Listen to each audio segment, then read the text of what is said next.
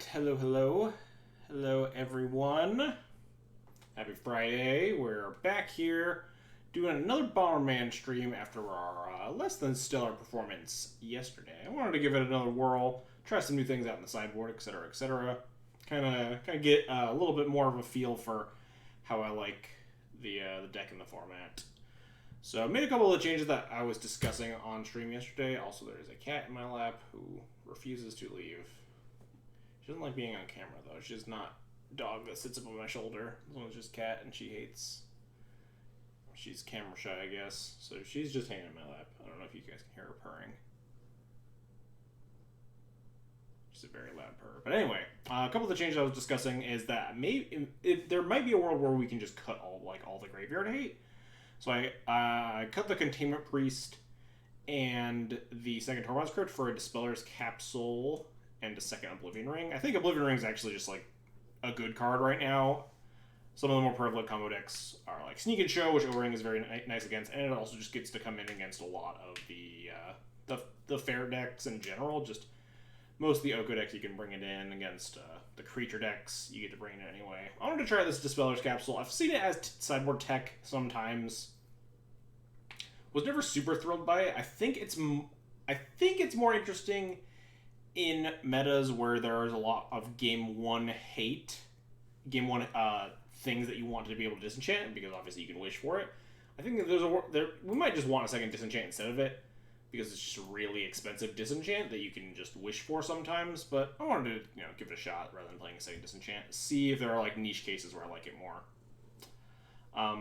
In metas that like you're getting hate that isn't Null Rod, I think something like Dispeller's Capsule or more disenchants is powerful, and we're seeing a lot more just like Leyline of the Voids and Deafening Silences and stuff like that, Rest in Pieces in sideboards, stuff that like you can combo through easier than a Null Rod, because Null Rod turns off a ton of your deck, but you're just like missing this one thing to pop their Graveyard Hate or to pop their like Storm Hate card or whatever. So there's a world that maybe this card could be helpful. Obviously, being a one-drop in the Chalice of the Void deck is also kind of scary sometimes, but, something to keep in mind if it's just in the sideboard. Might also actually board it in against some opposing Chalice decks, I think. Because when you only want disenchants for Chalice, your Karn already blows up the Chalice. So if you like, I can wish for my Dispeller's Capsule to kill their Chalice of the Void, or I could just plus my Karn and kill their Chalice of the Void, right? So I think against some Chalice mirrors, Dispeller's Capsule might be an okay card to actually just bring in. But anyway, other than that, we're playing like the same 60. I wanted to just give it another whirl. Let's not play in the... Is there another Legacy Super Qualifier? I thought there was only one every... I thought there was only like the one. Did they just like also set it up to this one next week, or is this just a Moto thing? Either way, whatever, we're playing Legacy League today. Zip Cafe Grip, thanks for good luck. See how we're doing. Did I sign up with Bomberman? I probably did, right? I usually like queues up the most recently played or edited deck, so we're probably in with Bomberman. I think I've only done that like once or twice, where I was like, Bomberman stream time, JK Death and Taxes stream time.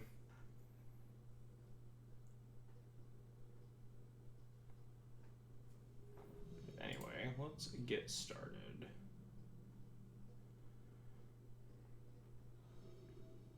What is the style? Alright, we did queue up with Bomberman. Cool. We got potentially like turn 2 Uncounterable Mentor plus a Bauble. We have... Premises, hello, good luck. I hope that means we're not getting Grizzle Branded on turn 1. Turn 2 Mentor Bauble. Turn 3 potentially Salvagers. We ditch our City to Traders. We could also potentially like turn 2 Ballista. Turn 3 keep our City around. I think this hand's okay.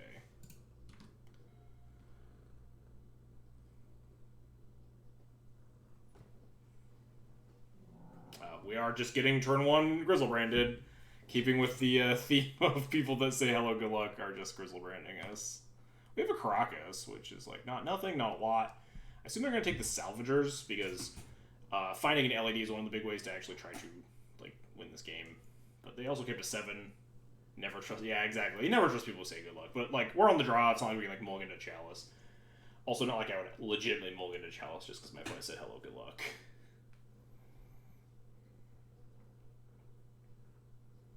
It's just like a really weird stereotype that just like totally rings true. Like the only people who say hello, good luck are like just gonna turn one you. Like, why?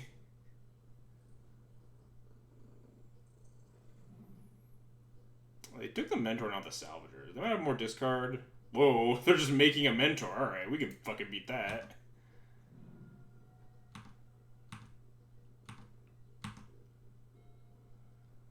Opal does not do anything for us. If we don't cycle our Bauble and draw another artifact, we could potentially play a 2/2 Ballista and clear their Mentor on turn 2, but I'm not super scared of this Mentor. I think I just want to cycle my Bauble. Just Caracas, Bauble. Do you mind? Are you gonna jump up on my shoulder? You never jump up on my shoulders. Yeah, you're just being a pest. I see now. Please stop. She's not stopping. We don't want to draw on our opponent on our turn because my opponent has Thought Seizes and stuff in their deck. Hey, stop! Her tail's like hitting keys on my keyboard. Yeah, I think we'll just say go here, and then bubble them in upkeep.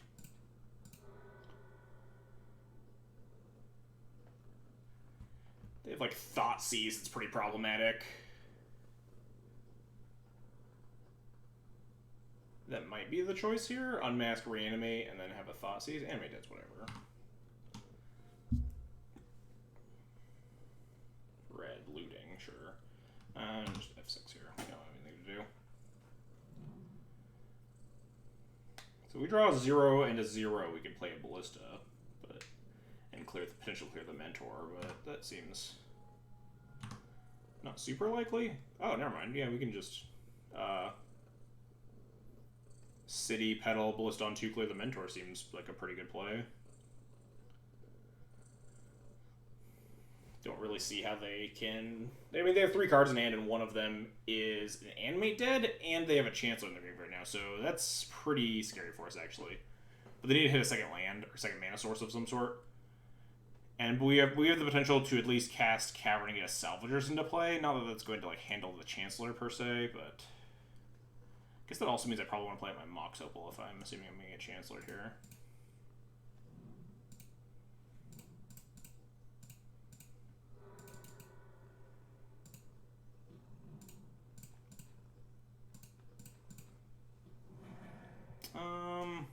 What does Opal do for me? That doesn't do anything. We might end up like buying back some of this other shit though, and we're gonna be pretty short on mana. Yeah, I'm gonna play with the Opal here. Because we're going to have to play at our city, or play at our cavern and ditch our city traders. This cat's being a little shit. Dark Writ. Yep, Dark Writ, Animate Dead. The Chancellor is pretty bad for us. We're taking 3 here, going to 14, which does put us in 3-shot range. We don't have a lot of ways to beat the Chancellor. I think we need to draw like Karn, right? Oh no, it's a 4/6 because it's Animate Dead, right?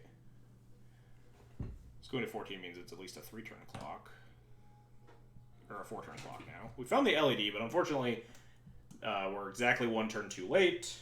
If we had drawn the LED last turn, we could have just killed. Hey, get out from there. Hey, psst, psst. She's behind my fucking cake. Get.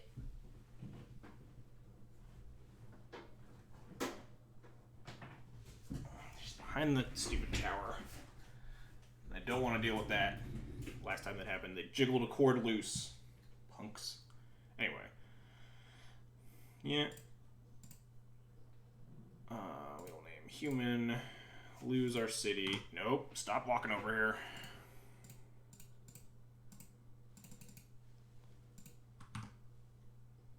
I'll not pay 1. Yeah, PC Killer Beast indeed. Fucking punks. Alright, so they Thought Seize my LED, which kind of doesn't matter. means we don't get to cast it, but like we could actually we could make infinite prowess triggers if we find a mentor. So that's actually pretty important. If we draw like a mentor this turn or something, Forge doesn't do anything. So we can buy back any 0-drop and then cast it this turn. What are we trying to do? So next turn we're getting attacked to 6. So if we do draw Monastery Mentor, we can then play the Monastery Mentor the following turn. And then we get attacked to 2, and then we can try to kill them after that. Although, just the Mentor in play wouldn't do it, because they would have a Monk to block. So close, but not quite there. But I do think I just need to cycle this Mishra's Bauble. We could potentially... If we grab just like a Lotus Petal, we still can't cast a Karn the following turn if we draw it. So yeah, I don't think we're on that plan.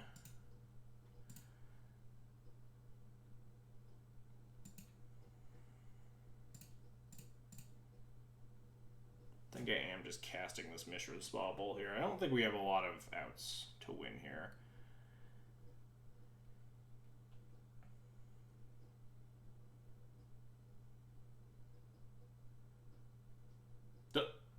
Sick, they conceded. I did not have a plan to win this game. I mean, I don't think they understood that Chancellor of the Annex beats the LED combo, but alright, cool.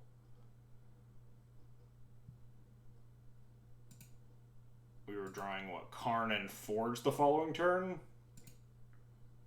Alright, yeah, we certainly do take those. Alright.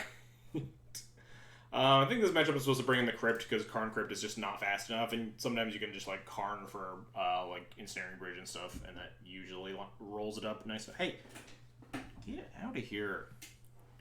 You're worse than Dog. You're never in here. You're a little shit. She really wants to go behind the tower. I think we're just going to board out these Forges, because they're super slow.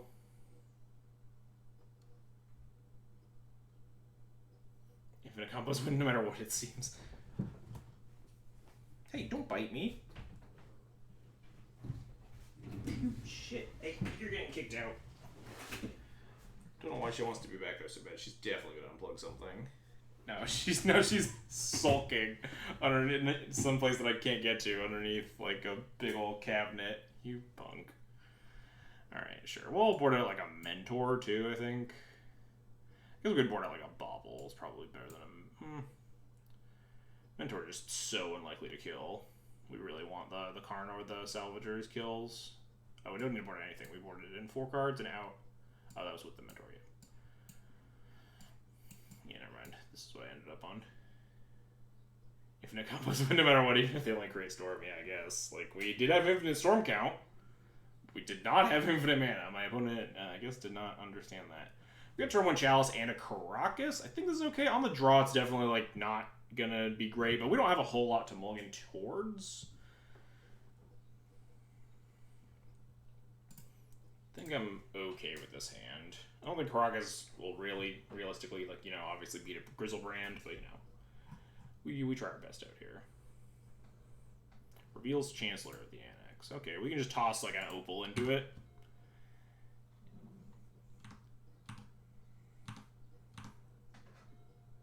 Yeah, it looks like we're going to get Opal countered Chalice Bauble, and then next turn we get to play a turn 2 Karn.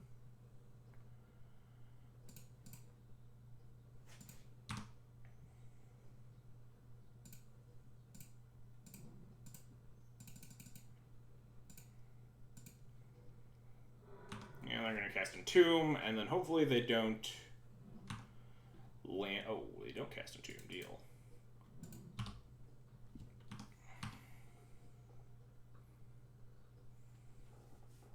Turn 2 Karn. Unfortunately, we did board out the Tormund script, so we actually don't get to Tormund script them. Or we board it in the Tormund script, not board it out. They have a Chancellor in hand. We already knew about that one, as it turns out.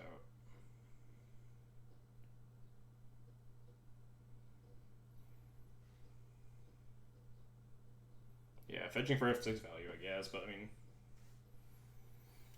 we take those. I just expected them to have a better starting hand than Chancellor Land Go into, like, Land Go. We had a Chalice on 2, right? Although if they're holding up... Wait, Wear Tear, the Shatter is 2 mana here, right? So if they shatter my Chalice on 1 in response to the Chalice on 2, then, like, we get fucked. Hey, get out of here. I'm kicking you out. Get. God.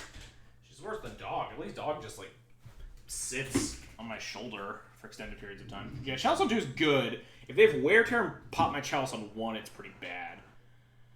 We could potentially also, yeah, second Chalice normal, or we could just play the Karn, right? The Karn is going to be powerful if we get it into play. We only have 2 mana with it. What do we get to wish for? We could find a Bridge, a Spyglass, a Coding. Coding's maybe okay, but not great. This Karn doesn't have a whole lot of things to grab.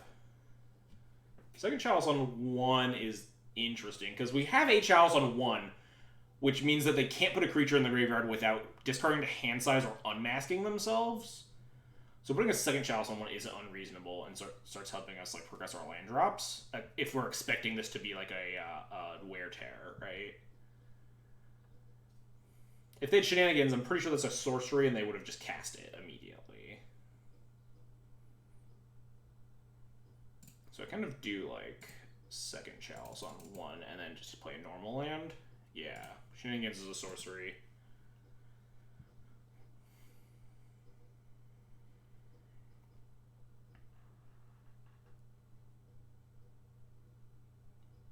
So yeah, putting a Chalice on 2 looks really bad if they do have the removal spell, and I think if they don't have the removal spell, then, like, putting a second Chalice on 1 gives my opponent a lot less outs to kill me. We could also not play land here, right? We could just let him to, like, play this Karn the following turn anyway, because we do want a clock, and the Karns are only, like, clock per se. So I think I'm just not going to play a land. Their plan is just play this Karn next turn. Yep. We have this Mox Opal online too, so we actually just play normal land, right? Play normal land on the Opal, because the Opal's online.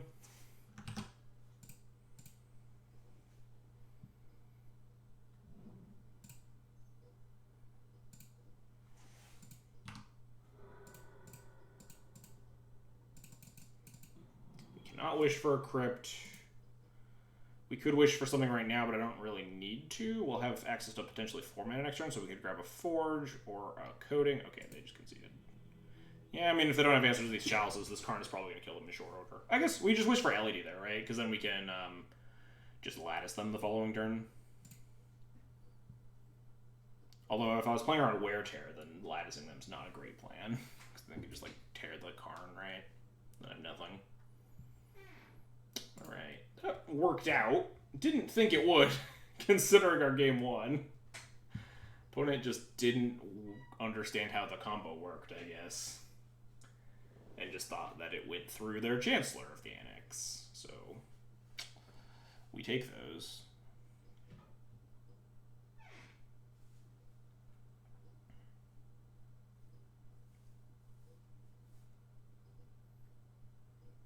Yeah, it turns out me cutting all of my graveyard hate is just, yeah, still just have a great Ranmare matchup, obviously. Definitely nothing bad that happened there. Probably assumed to put the artifact into play instead of a hand. Yeah, some people do assume that because it's a 0-drop, so the loop, like, when you're talking to people about it, it's easily just like, well, I just repeatedly LED over and over again. But it is LED to your hand, cast it, puts the graveyard, hand, cast it. Yeah, that makes sense. Yeah, my opponent mega punted in game 1 and then literally didn't cast a single spell in game 2. Sometimes you just get there. Squee Goblin Nabob, thanks for the follow, appreciate it. This hand does not have a turn 1 Chalice. It is a turn 2 Chalice, a turn 3 Mentor with no 0 to go for it. Yeah, I always read the card. Put him mulligans a 6. I don't know how aggressively I'm supposed to mulligan this deck. This deck doesn't mulligan great, so I like keeping, like, medium hands like this just because it has a bunch of stuff. And the format at this stage has felt a lot like you want a lot of action pieces. Like you want to just be prepping for the long game in the average blind match. Because there's just so many, like, grindy bullshit. So that I think this hand's just fine. Even though it's not, like, just cheesing people out, turn 1 Chalice. Just make you not play any magic cards. I think we're on the draw. We get a lot of draw steps. And we have good, powerful tools in our hand to try to win games. Just by casting cards and making my opponent answer them. Chalice into Mentor into Karn.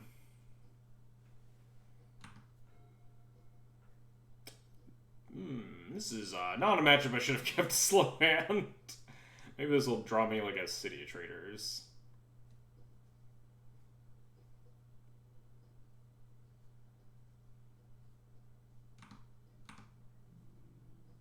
Be nice to put this Chalice on turn 1. It draws me an Urza's Bauble, which goes with my Mentor, I guess, but this Goblin guy's just gonna fucking put a beating on me. We're gonna lead with our planes, play around Pop. Does cycling this Bauble get me anywhere, or do I want to hold it for Mentor? So our plan is gonna be turn 2, play this Chalice of the Void, get smushed a bunch. Turn 3, probably play this Mentor. It's possible that I just want to cycle this Bauble to try to find LEDs and stuff to kill them with the Salvagers, because like the Mentor's just not going to do enough, and the Salvagers will already block the Goblin Guide. So I think I am just going to cycle this Urza's Bauble.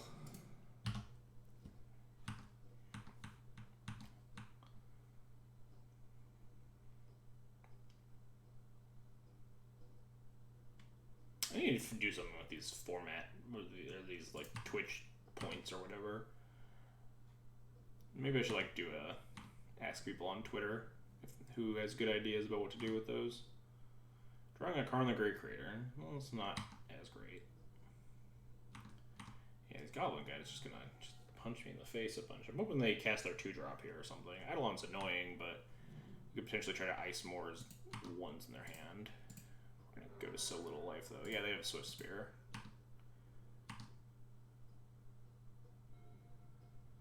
No fast mana is very bad for me. It's looking more and more like this Monastery Mentor is just going to chump block for me. I guess Eidolon is another reason to cast my Bauble that turn. That's something that I wasn't really considering. Deal. Take 2 damage, I guess. Planes, alright. Less things to play into Pop. Alright, so it's looking like if we can stabilize here, we might be able to combo them out slowly. I'm gonna go to 8 here, but they don't have great attacks. Attack with just the Goblin Guide, I'd probably just block it, because then the Salvagers blocks the Eidolon afterwards. Uh-oh, they got a Exquisite Firecraft from a thing. Put me to 4. 4 is not a lot of life. Drawing a Mystic Forge. We should hope that they draw 1s for the rest of the game. So we're going to cast Auriok Salvagers. It's the only thing that does this. Now the Pop even kills us though, because we had to finally play our first non-basic. Yeah. My hand was not... Talked about why the hand was probably good in like a slower world. And we played against an extremely fast deck. Whoa. Attack with both creatures, huh? That seems ambitious into my Auric Salvagers unless I'm dead. So, I'll make the block and then die to anything. Oh, second Eidolon. Not something I'd die to, but not something I'm very ready to beat. So we have to play the other Salvagers here. We only have 5 mana. If we play the Karn, obviously we can't combo to this Eidolon. We can eventually Karn into a Ballista and Ballista on 2 down the Eidolon and then try to LED them out after that, but that's just gonna be forever from now. So we will just cast our other Pillar Field Ox.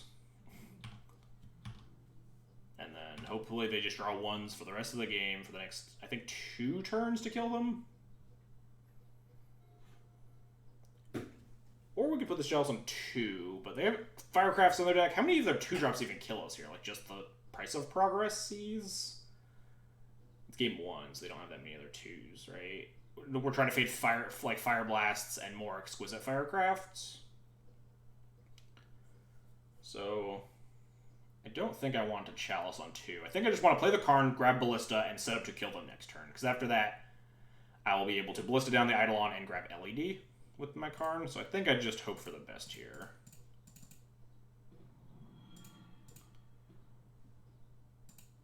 Wish for a walking Ballista. And say go and hope we don't die.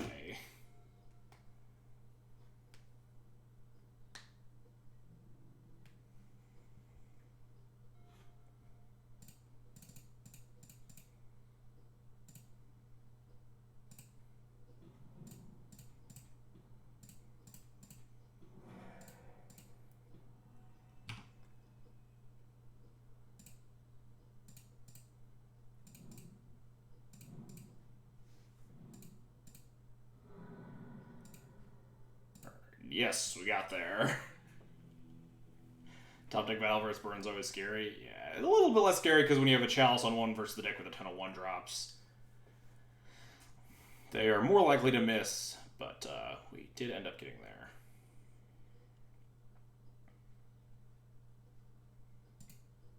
Barely managed to scrape in there. After playing for many years, don't worry, we never hit. That's what it always feels like, right? Whenever you're playing the deck, it's just like, come on, just like, I just need to draw this one card, and then you just never draw it. And when your opponent's playing it, it's just like, all right, we're good unless they draw exactly Exquisite Firecraft or Fire Blast, and then they just always top deck it the turn before you lethal them. Just every time. All right, we'll board in these things. We want a lot of answers to Eidolons, and Disenchant also Disenchant No Ring can also answer Pyrostatic Pillar. I think I want to board in this class, or not this Glass Casket. I might want to board in the Glass Casket, honestly. It's just like shitty removal. It's really embarrassing against Shattering Spree or whatever. Not Smash the Smithereens, though. We're going to definitely board out these Mystic Forges and probably just shave some number of Baubles. Just what does Dispeller's Capsule do for me that like Ballista doesn't? It pops a Pyrostatic Pillar with my Karn is about it. That doesn't seem super good. Oh man, I just realized the combo now. We just need like 900 mana, and you play the Karn, and you wish for the Coating, and then you Coating the thing, and then wish for a Dispeller's Capsule, and then you Dispeller's Capsule to destroy any permanent. Obviously busted. But yeah, this probably seems fine. I think we're already shaving down on a lot of pieces here. Do I want to aggressively combo them? Or have like a busted Mentor start or something?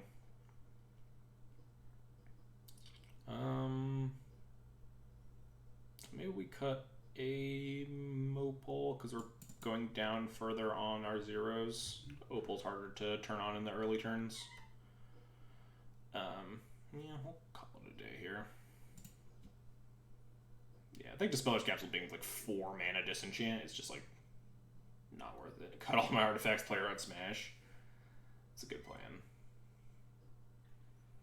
I mean, it's probably good, right? If you put a Chalice on 1 and a Chalice on 2 against Burn, they're like so hard pressed to kill you.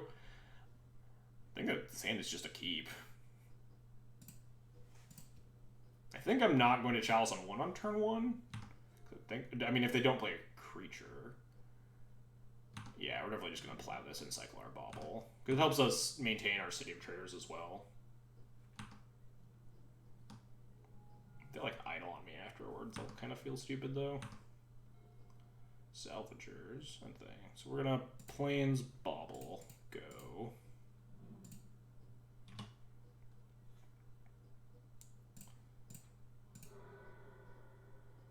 Drawing a Fire Blast. Good card to know about. Eidolon. Alright, cool. Now I don't have to make that decision. We'll just easily plow the Eidolon.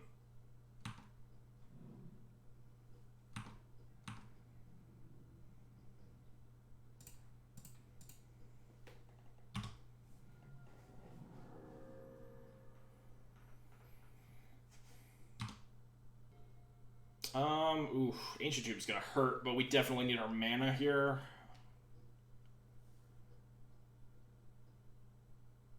Turn 2 Chalice, then they play Vortex. Yeah, that's obviously gonna happen for sure. So Tomb's going to put me to 14. This Mentor's going to theoretically put me to 13, likely 12 or less. Plus, like, a removal or spell's going to put me to, like, 9. If they have a smash. But then we have another follow-up Chalice off the City of Traders. We think it's right to play the City here. If they don't have a smash, we get a Chalice on 1, Chalice on 2, and then make a blocker for the Swift Spear, and then hopefully we're okay. They do have Exquisite Firecrafts and Fire Blasts, or they do have the smash, which is obviously bad for us as well. We could just end up wishing for LED with the Karn, but I think this Fire Blast is just going to get us dead before then, yeah. Going to 8 and then 5, so yeah, this Fire Blast is just already lethal. Because if we take damage on the Ancient Tomb, they blast us. If we don't play a blocker with the Swift Spear, we die to Swift Spear plus Blast, right? So we are just dead here. Can't Chalice on 6, unfortunately.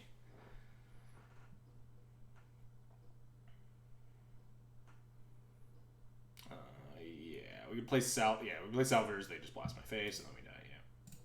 We don't have any LEDs. Some way to backdoor them here. Well, we'll try again. Yeah, I think I'm just going to resubmit here.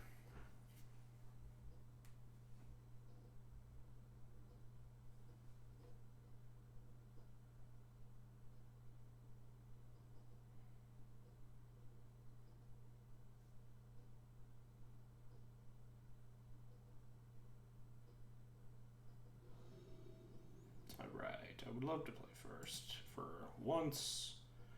We have the combo, nothing to go with it. The combo itself is very good. I don't know if it's this good, though. We need just a Bauble, which we have 6 in our deck, or a Ballista, which we have 3 in our deck, or a Karn, which we have 4 in our deck. So that's what, 4, 10, 13 hits in like 3 turns to kill them. We also do have to be wary they probably board in their bad graveyard hate cards, just because they need to. So this hand currently can't beat, if we go for it on turn 3, we can't beat a Fairy Macabre. Unless we find like another thing to turn on our Opal to produce extra mana.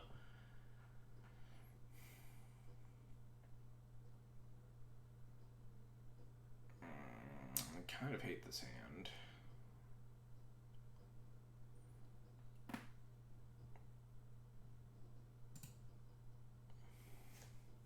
They like fucking leyline me here or some shit.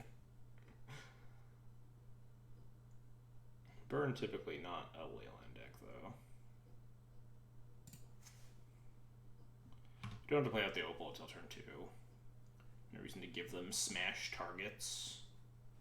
But I will likely play it out next turn regardless. If we just like draw top deck Bauble here, it's just insane, right? Because we just get to like turn 2 them. And then just eat it to a Fairy Macabre or whatever. Second Salvager is less ideal, certainly. But we're getting some Pillarfield Oxes to put in front of the Swift Spear at least. We're going to just cast both of these. So Eidolon hurts us less. I guess that's the reason to not keep this hand, because like our combo just like doesn't beat straight up and down, does not beat an Eidolon. But multiple Pillarfield Oxen certainly helps. I guess the combo does beat Eidolon if you drop Plow, but also if you just like have a Ballista, you could probably go through enough iterations to Ballista on 2 and then clear the Eidolon and keep going. But I don't think we're plowing this turn. I think I'm just going to Tomb Salvagers. I think it just absorbs more damage already. Obviously we can't combo or anything.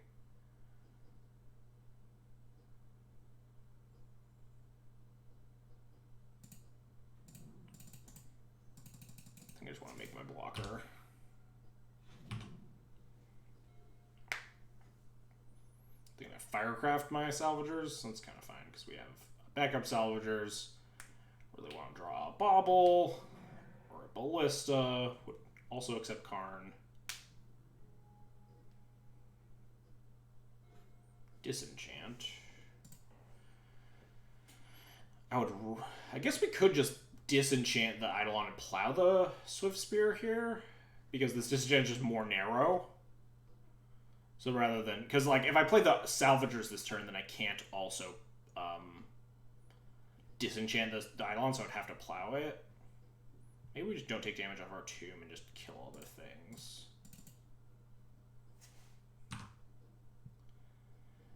Ten is not a comfy life total when I have to currently tap this Ancient Tomb to survive. I guess I didn't need to plow this now, but...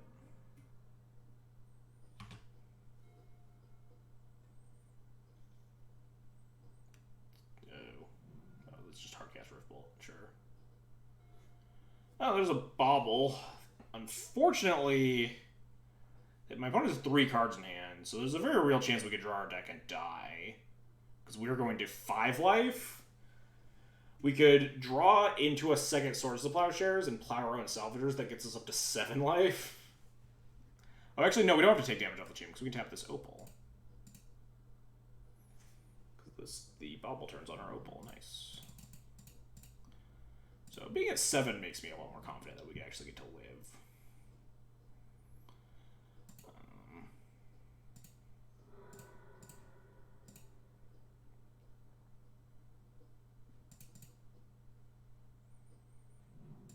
But we have to draw a lot of cards here, because we definitely want to hit...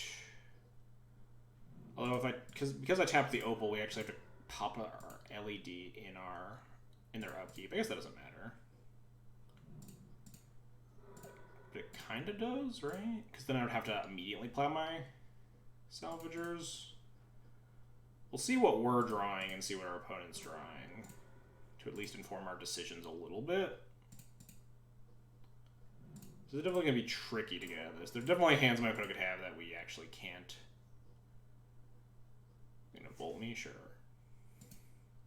Just so they can F6. They don't have Fire Blast, I guess.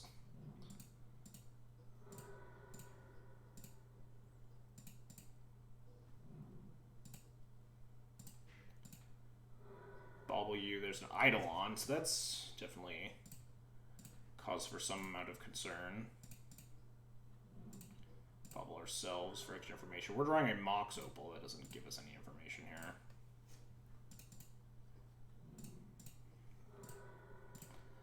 Yeah, this is going to be tricky. Don't know the best way to do this.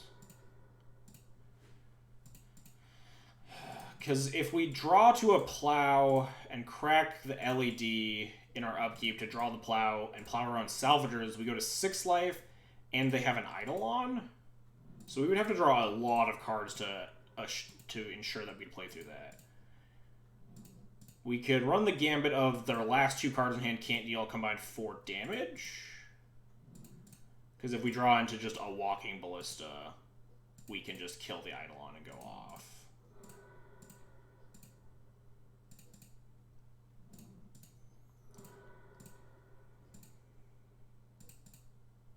In paper, I think there's a pretty good odds we still win this game. Although, I guess the difference between 4 and 6 isn't huge unless they exactly Exquisite Firecraft me next turn.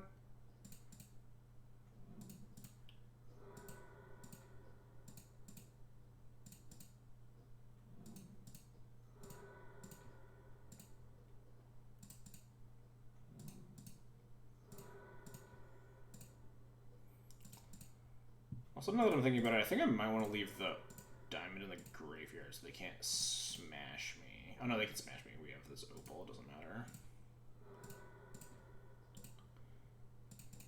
So we're drawing 10 cards here, right?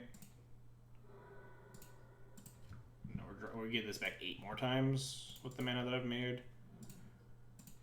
So we're drawing 12 cards.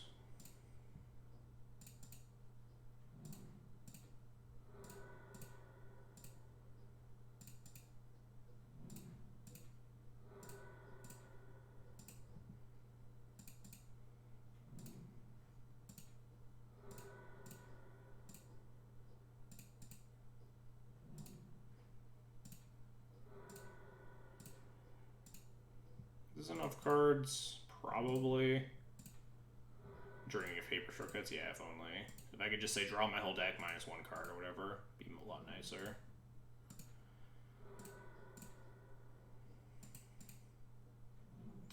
And then I guess we will pass the turn and hope they don't kill me.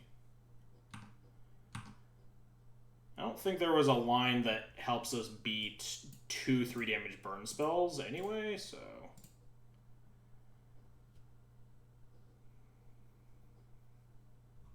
Draw a Plow, which is an O-Ring, which both don't super help. Yeah, none of these cards actually kill my opponent, which is problematic. It's more problems with the shortcutting with Moto. Is that now if my opponent has a 3 damage burn spell and we plow the Eidolon to continue going off, then we just fucking die?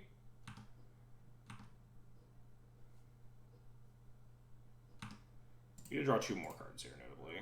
And they're drawing a mountain next turn, so if the last card doesn't kill me, they won't be able to kill me next turn, so that's nice. Okay, we drew a Karn. That's good. What's up, Goblin Master? Alright, so... I think we're just going to... So we know they're drawing a mountain this turn, and we know that the card in hand does not kill me. So I think we can just Karn for a Walking Ballista and say go. And not cast any other spells here. Because we're guaranteed to live. If the card in their hand deals like 3 damage, then we can still win. If the card in their hand deals 4 damage, we would have just died this turn.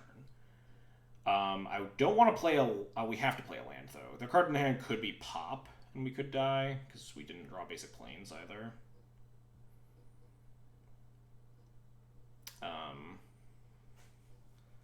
So I guess I am just going to cast this Karn, wish for a Ballista, and say go. And then next turn the Ballista clears the Eidolon and then kills them, so I should stop wasting all my time here.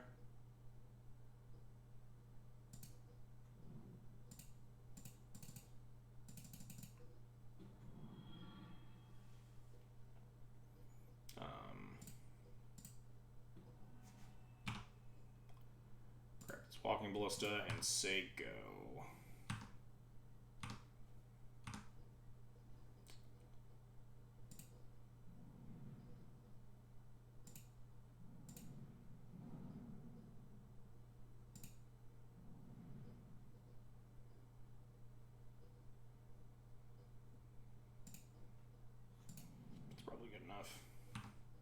Drawing a mountain, so we're fine just passing the turn.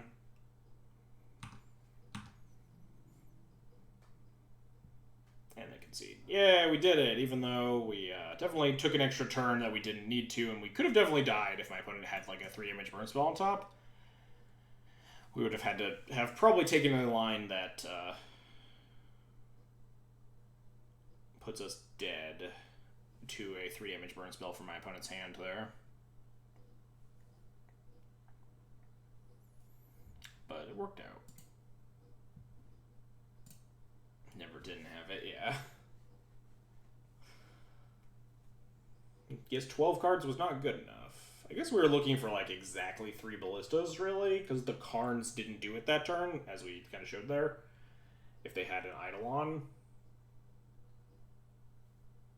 Which we knew they were drawing to the Eidolon. So the Karn doesn't let us kill that turn, unless we're not scared of going to 2 life, which we definitely were. So maybe I should have drawn like a little bit more than 12 cards. I was a little bit concerned that my opponent was going to like make me go through it a second time once I had like the Ballista kill lined up. So I didn't want to waste too much time. But we had like 11, 12 minutes left on the clock, and you can pretty easily kill an opponent from 19 with that much time.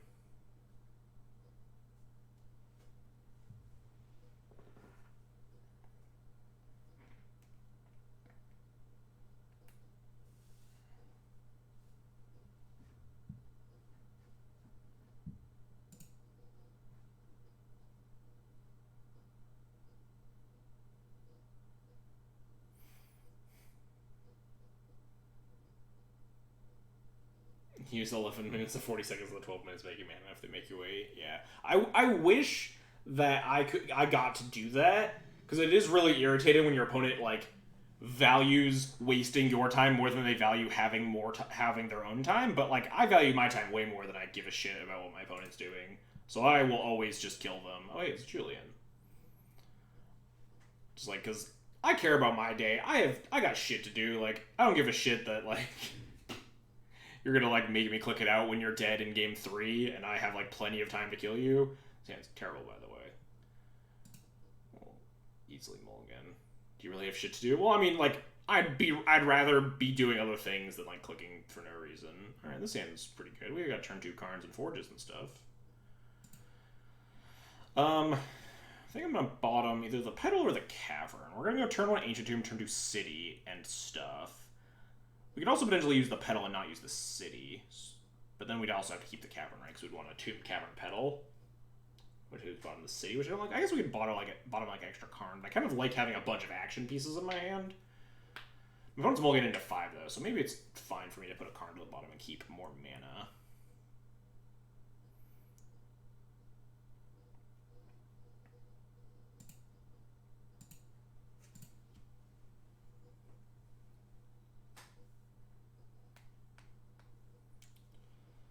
Maybe this is wrong. I probably should have just bottomed the Petal or the Cavern. Yeah, that was probably correct.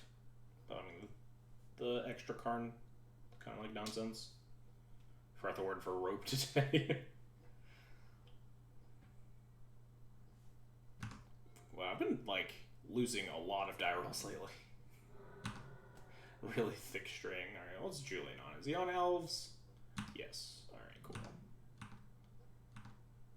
I like keeping the Petal too, because if we draw like more fast mana, we just get to like play like a turn 1 forge or turn 1 Karn or something.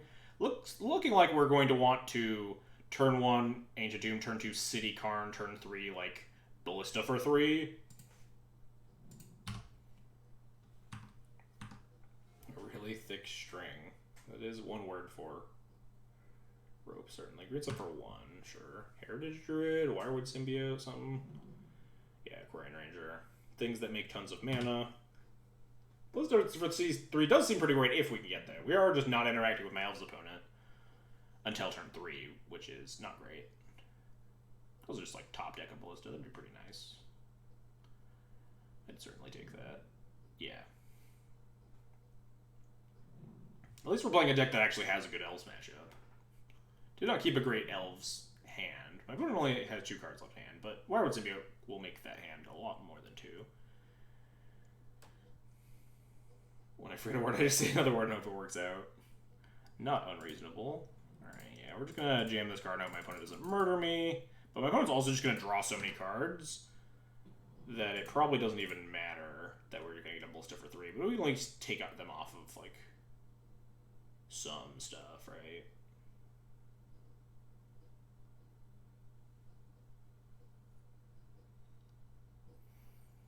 Play a Ballista for 3. The following turn, we might try to get a Forge going.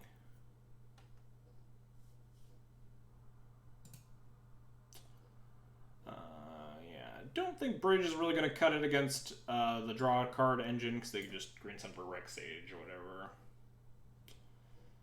Yeah, we're just going to grab Ballista and make a big Ballista next turn. Hope my opponent does not have Natural Order in their remaining cards in hand, because we can't beat that. I guess we also cut all of my Containment Priests, so that definitely makes this matchup worse.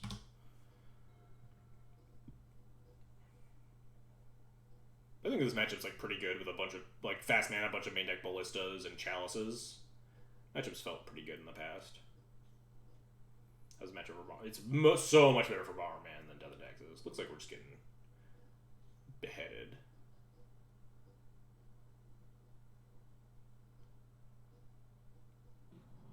Oh wow, Oko. Alright, that's not that scary, actually. Yeah, it's surprisingly not terrifying to be sitting across the table from an Oko. And they're gonna attack the Karn for 3. And we need to like Wrath most of their board.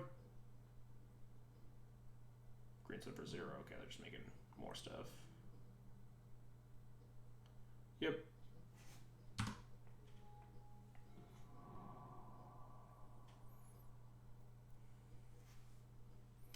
So pop the Symbiote, pop the Ranger, and the Birchlore probably.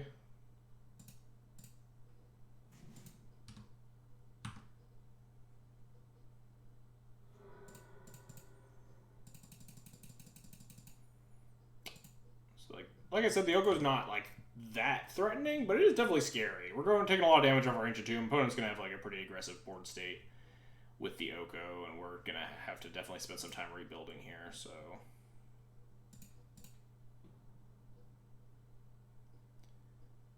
I may actually just ping and say go to try to like gain 3 life off this Ballista by blocking and pinging, and just give them the Birchlore Rangers.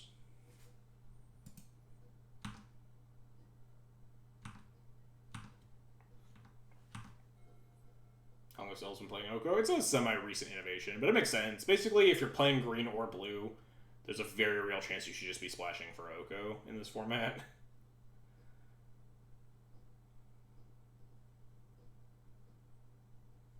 If you're a fair deck, sorry. If you're a fair deck that's playing green or blue. Even if sometimes if you're a not fair deck, if like Elves, it doesn't necessarily classify as a fair deck, but you know. They're just elking the Ballista. Do I want a 4/4? Or do I want to kill their Birchlore Rangers? Seems like a weird play. I guess they're concerned. He's concerned that I'm just going to not ping their things, then untap and continue like killing other stuff. Okay, I guess that kind of makes some sense. I might want a 4/4 more than I want their Birchlore Rangers, because like I said, I was scared of the aggro draw, right? We've managed a lot of their bullshit by killing the Symbiote and the Quarian Ranger. Picking the Birchlore Rangers doesn't take them off of like a ton of mana. I might just want to block and try to set up with my Forge, yeah. I'm just gonna let this resolve. My 4/4 helps manage this Oko, honestly, and the Oko is kind of scary.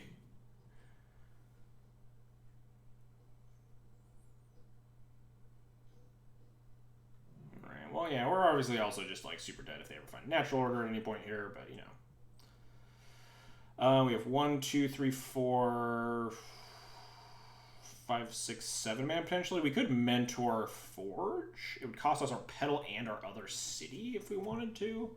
Mentor's not looking great into this Oko. It's not like they could take advantage of my Mentor, though, because it's Elves. It's not like they can make a bunch of Prowess Monks. They could potentially steal my Mentor and prevent me from using it. So I think I want to use it when I have more mana.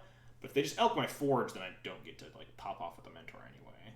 I think I just want to cast Forge and try to hit stuff off the top of my deck here.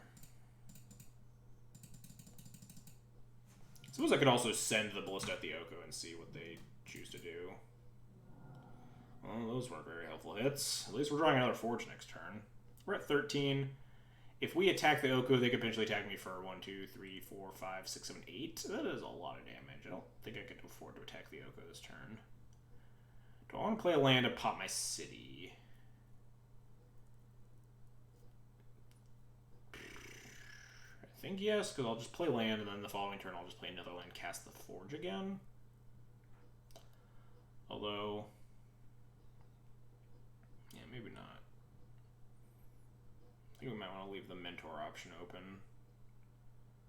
1, 2, 3, 4, 5, 6, 7, yeah. I think I'm just keeping these lands and not attacking and just hoping my opponent never draws a natural order. Oh, that was a glimpse. That's also straight. That's 2 glimpses. Alright, yeah, never mind. We're just like super dead. Unless this misses on their 2 draw steps here.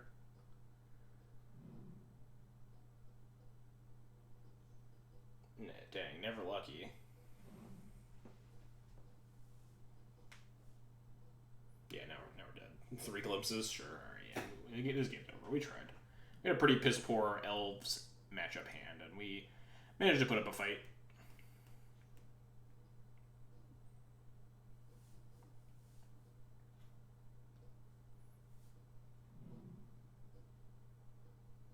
But yeah, triple glimpse means that we are 100% just dead. Green Sun for 1 gets like Wirewood or something, yeah. They draw 9 billion cards. At least Julian's a good Elves player, so like this stage of the game doesn't take a long time. It's the worst when your opponent like tanks in between casting every creature. It's like, okay, like there's a 0% chance I'm winning this game, but like sure. Think about which 1-drop you're gonna cast.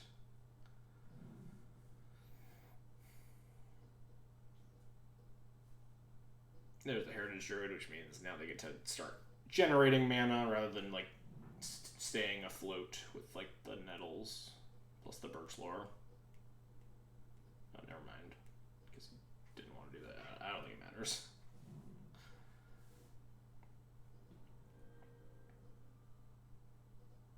This feels like I'm gonna get NO'd. 1, 2, 3. Can't make 4 mana yet.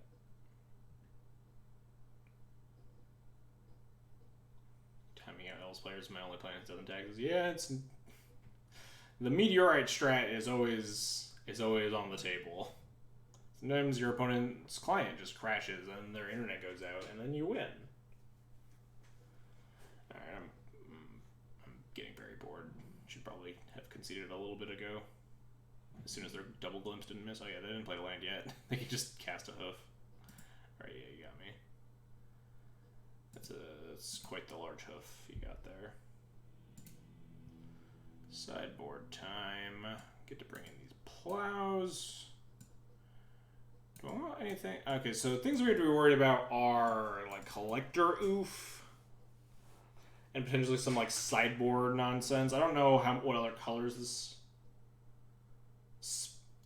deck is splashing. I think it's Sultai. So I've seen elves that it like plays Deafening Silence as well as like Thought Seizes, but I think when you're playing, I think the Oko iterations are just playing like the normal light black splash.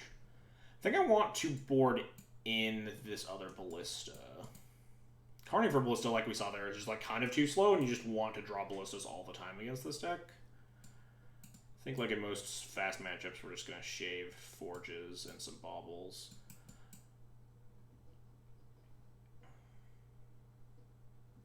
I think we don't want to bring the O-Rings or the Casket. They're just like too slow. Having answers to oof is important though. It's like the O-Rings don't look bad. And like having answers to oof means that I think I want the Casket in the sideboard, so we can Karn for it. There's potential that we do want the O-Rings or something. They're pretty bad against the Abrupt Decay Green Sun for Reclamation Sage deck though. I think we'll just ship like this.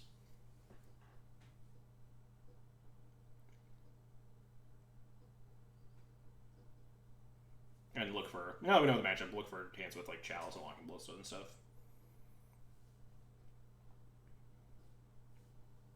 Or fast combo.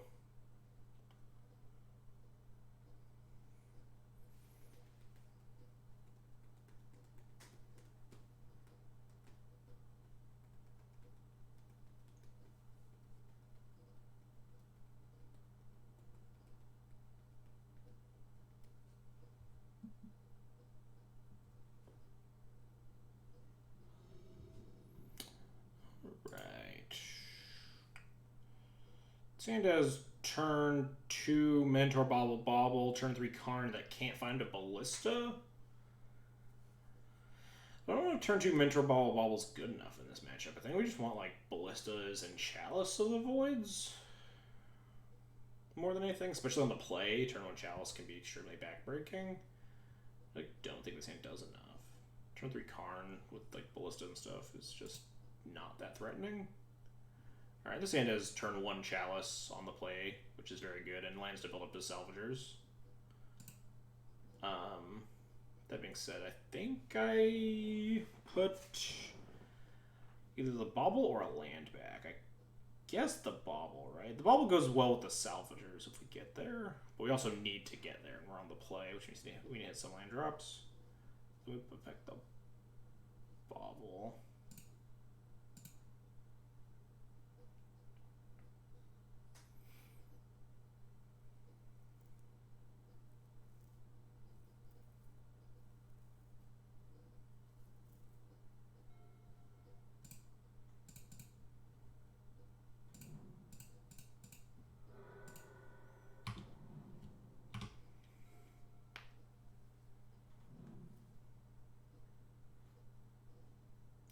I wish I had that Bauble, but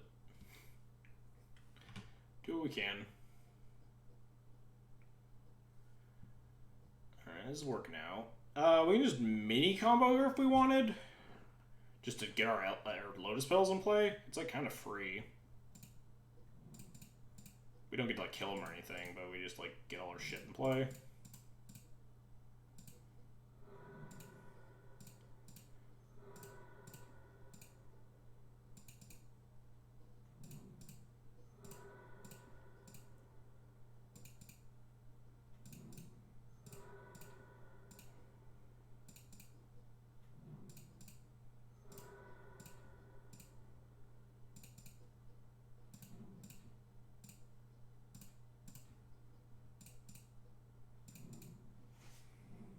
I guess I didn't need to cast those, but it doesn't really matter. If we draw a Mentor, like, it's getting it browned anyway.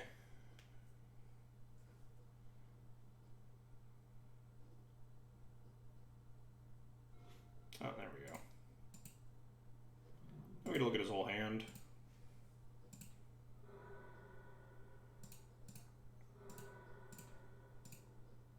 Yeah, and he concedes to that. He's obviously not going to be able to do anything underneath the Chalice and me drawing a bunch of cards on my next draw step.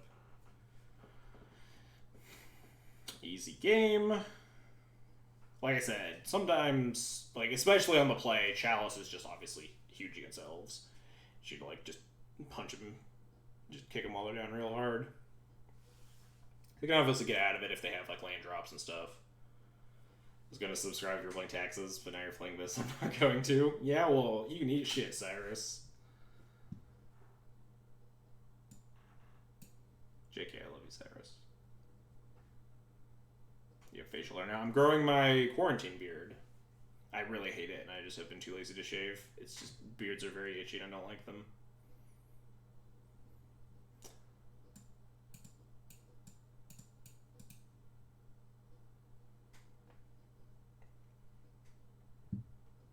What do we want to do here? Do we want to make any changes? Like I said, I'm just not interested in... Maybe these O-rings look a little bit more interesting because, like, Oko is on the table now. I don't even know how much Elves wants Oko in this matchup, though. I guess it's sort of Chalice, so they probably do. If Aishdon streams, I'll subscribe. I very much doubt that she will stream. Yeah, maybe because Oko isn't interested like Chalice and stuff, so maybe Living Ring is. Okay, that makes sense, yeah. Yeah, maybe we want these O-rings. Cut, like, Mentors, definitely less interesting. And, like, shave an Opal, a Bauble. We're gonna like that. There are a lot of targets for Abrupt Decays. Obviously, Reclamation Sage plus, like, Wireward Symbiote gives you the old gut punch, but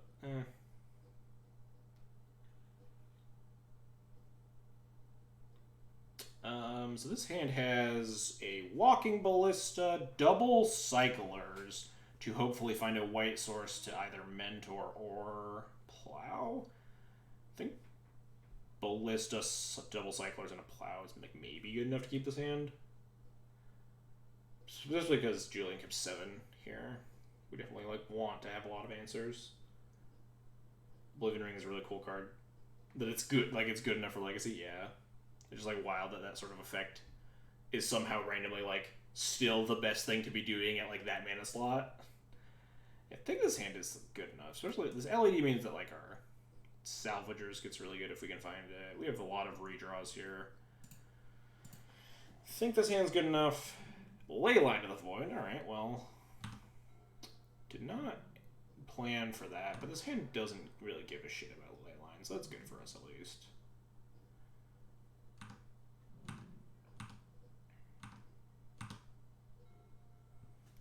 Alright. Question is if I ping this Wirewood, do I own LED paper? Yeah, I own this whole deck in paper. I played it at... I guess I could have been borrowing it at Eternal Weekend, but what round is this? This is round 3. So let's gather some information first, I think. Because I think I'm cycling these both off even though we have this Mentor, because I think we just really want to hit our land drops. So let's gather some information about what my opponent's doing. And what my opponent is doing. Again, Abrupt Decay, good card to know about. Fyndhorn Elves. They didn't lead with Fyndhorn Elves, which is kind of weird. It makes me almost think that this Wirewood's bait to get killed. It doesn't produce the mana next turn. I think I kind of want to just Ballista go.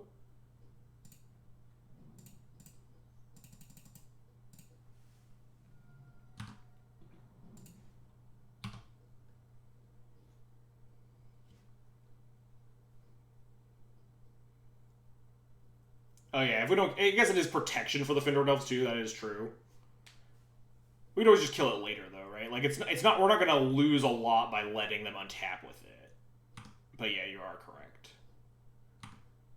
There's our white source, which also makes us inclined to keep our Ballista around, right? Because it turns on our Opal. Oh, well, I guess that is a punish for That's very bad, in fact, because now we no longer have our white source. Now we need to find one of our 6 white sources in our deck to plow this oof. Yeah, we probably need to ping the symbiote now. Yeah, got super punished for not pinging this, in fact. Is there a world where I don't ping with the ballista? Maybe.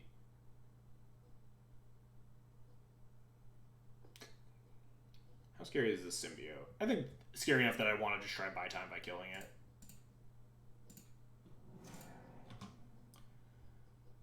Well, that's not helpful.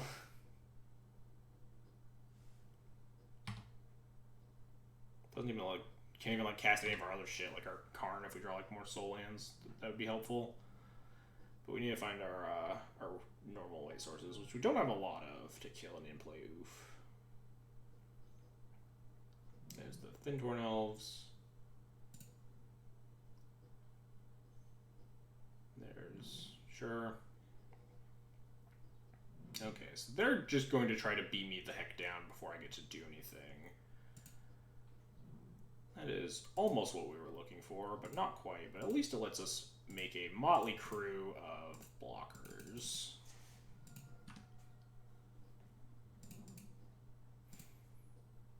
Yeah, nice white source deck. I think I'm just going to toss this Mox Opal into the void here to make sure that I have enough blockers to stay alive.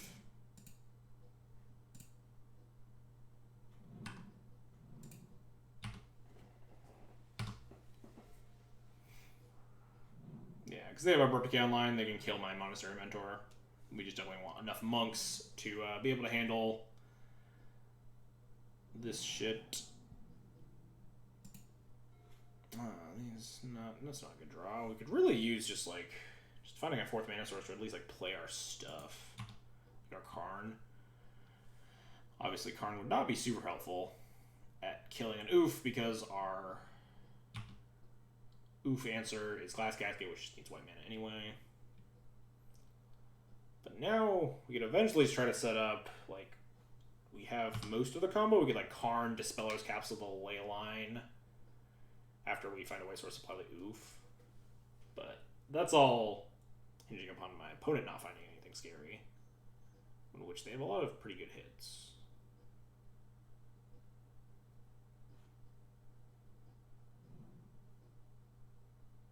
Alright, miss.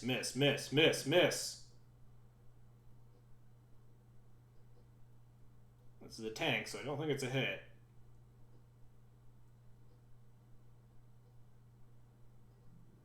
Nice. Well, nice, more answers to Collector Roof.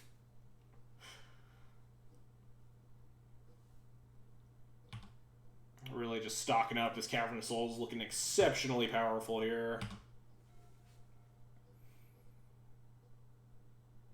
They have enough mana to like hoof me at any given moment.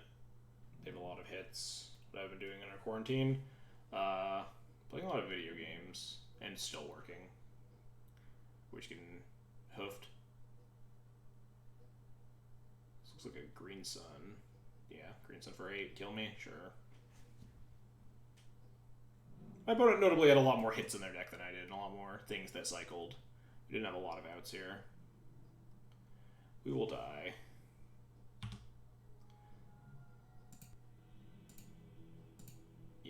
We were like gonna be able to play a Karn the following turn, like in 2 turns, but like we were not. We only had like we were on a basically 6-outer, or no 8-outer. We have 6 planes and 2 Caracas, but they had just like a bunch of their shit in their deck cycles and like Green Suns or Hoofs, or like Eldritch Visionary is like still an insane draw. We were definitely not favored there. I'm pretty punished for not pinging the Symbiote, but I think it's still an okay plan. Especially we can at least not ping until upkeep. And the moment I drew the Opal, I think it is correct to no longer ping because the Opal gives us our white source that we needed.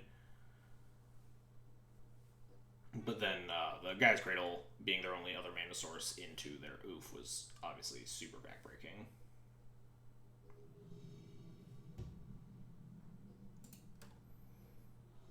Yeah, know a lot of people have been struggling with anxiety and depression and stuff, especially in the lockdown.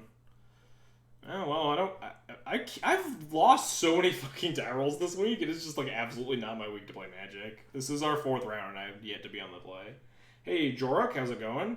You know, like I was in the middle of saying before I started complaining about how unlucky I am. You don't play this deck to not play a turn 1 card in the Great Creator. Even though last time we tried this, it did not work out at all.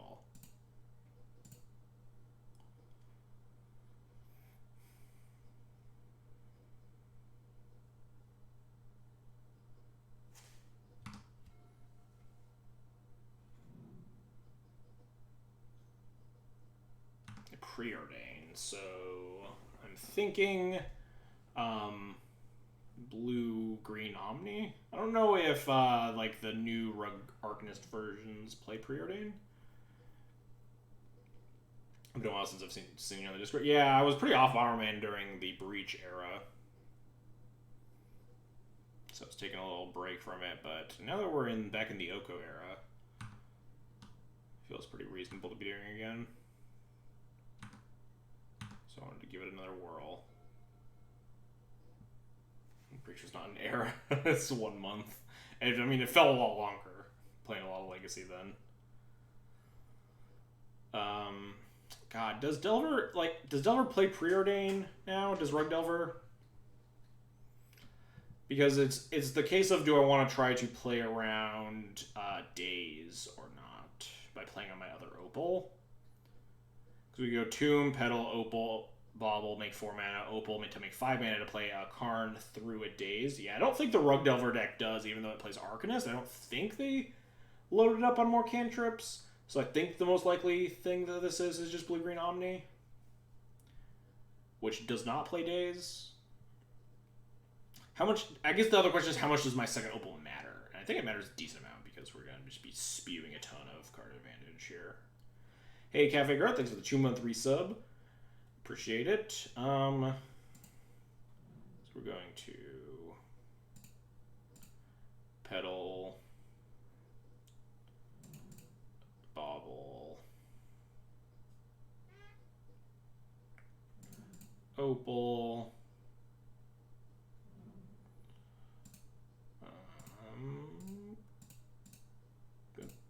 cast a Karn, see how that goes.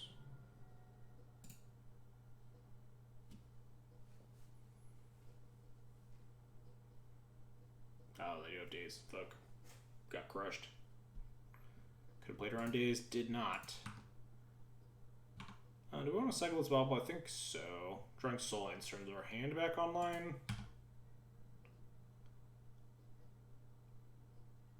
Currently breeding roses like crazy. I haven't even seen a fucking rose yet. I suppose I could have cracked my Bauble before, like... Oh no, I would have had to play the second Opal before I cracked the Bauble. Draw like Soul Lands, we're back in action here. Yeah, City of Traders puts us well on our way to continuing to play this game. Yeah, maybe we'll correct just play at the Opal because all our shit was going to explode and we were going to like just, our Opal's going to be turned off anyway.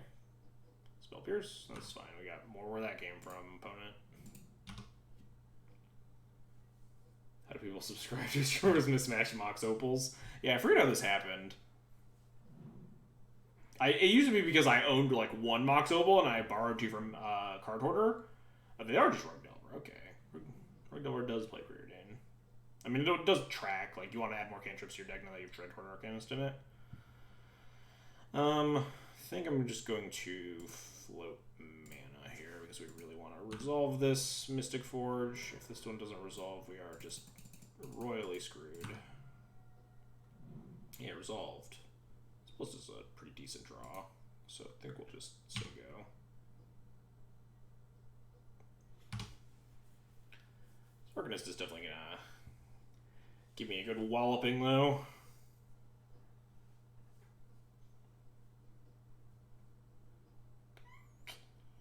Yeah, like what? Land, Ballista on 2, get countered. Not sure how good. Yeah, Ballista's not good, but I think it's worth a draw step, certainly.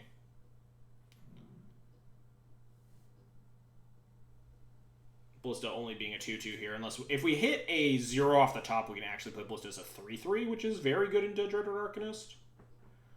Although regardless, I think whatever spell I'm going to be playing is probably going to be countered because my opponent just gets to cantrip a shit ton here. Although they did just like Brainstorm into Brainstorm, which doesn't let them see a ton of cards. They didn't like shuffle in between or anything. If the Forge Finds is at like a 0, then this Ballista gets to be on 3 to potentially clear the Arcanist, which is pretty big.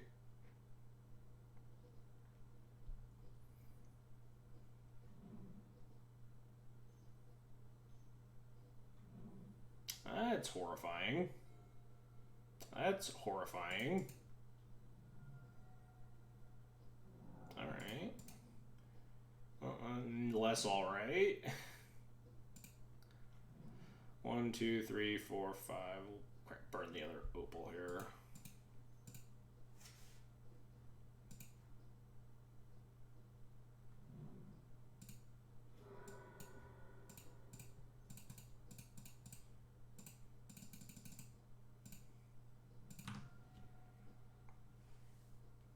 They just like force a will, we just fucking die a horrible, horrible death, yeah.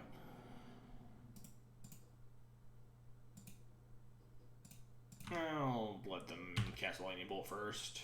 Don't really think there's a world because we're taking minimum 7 here. So we're going to 3, so we can't even like tap the Forge and the Ancient Tomb in the same turn, so even if they don't have Bolt. And we have like the godliest Mystic Forge ever, because they just have Bolt and we do die. Yeah, I think I was supposed to like just play around that days on turn 1 and maybe less bad. What did he cut for any number period? And I mean, the Rogue Delver decks look a lot different nowadays. They play a bunch of Arcanists, so you just want to max out on. You want to play a ton of cantrips. Like Arcanist and Oko just make the whole structure of Rogue Delver look very different than it did once upon a time. What was the old Delver board plan? Cut Forges and trim Baubles, probably. Because fast mana, or having a bunch of extra mana. You just cut lands for cantrips forever, yeah, pretty much.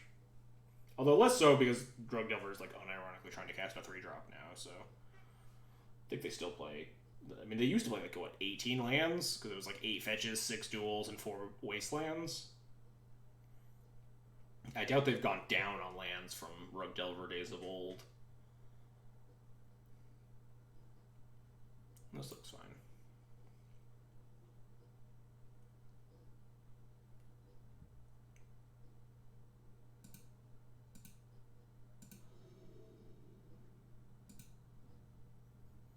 I would love to play first. Yes, I would love to actually like this hand, but I don't. It's very bad. Obviously, turn 1 Chalice is very powerful, but turn 1 land, Petal, Chalice, no other land drop. Significantly, and having a Plow in hand is significantly less powerful. I don't think it's worth keeping this hand. Alright, this hand has a lot of land drops to make, and not a lot else to do, but I think we're not going past 6 here. Well, it's 5 we're looking for, like fast mana Chalice, basically. I think having a bad answer to something and LED Karn's probably good enough. Problem is Krog is just a wastelandable plains.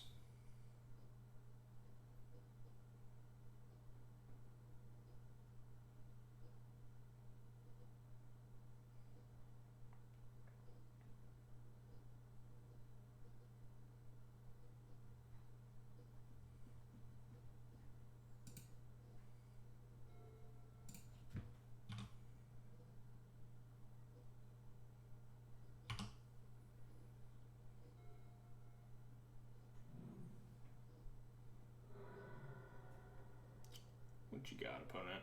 Not very lucky. Yeah, my hands. No, not. I mean, my first hand looked pretty good. I was just definitely thinking about it more. I definitely should have just played the opal. But yeah, game 2 hands, not super thrilling. God, I hate turn 1 cantrip hands at a Delver. I've talked about this a lot before, and I'll probably just continue to talk about it because it's just like a really weird change of pace.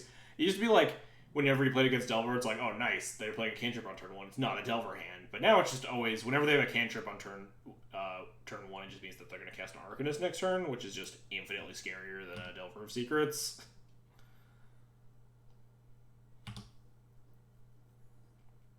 probably just going to cast an Oblivion Ring into it. Maybe I don't cast an Oblivion Ring into a Daze. Maybe I just let them get one hit with it. Oh, nice. Not an Arcanist hand. Holy shit. What a world we live in. I put a Cantrip on turn 1 and then didn't play an Arcanist on turn 2.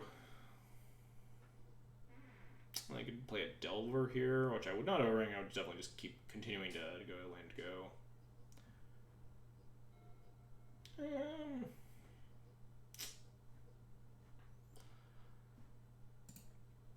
I don't think I want to play a Ballista on 1 into Bolt mana. Could potentially force them to fetch another Volcanic if they wanted to. Maybe it's okay. Our mana's pretty tied up here. We're playing on like O-Ringing and Karning in the following turns. Yeah, I think I'll toss it out there. If it eats a Bolt, it's a Karn that's not eating a Bolt, so...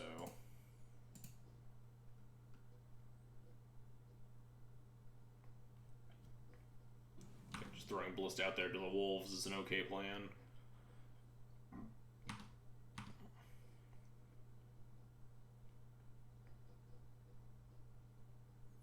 Next turn we can O-Ring a threat. Shooting stars on our island. Yeah, I heard about that. You can get like star pieces and stuff and like build a star wand or like build your own like moon and stuff. Pretty dope. So this is gonna be like an Oko game, maybe?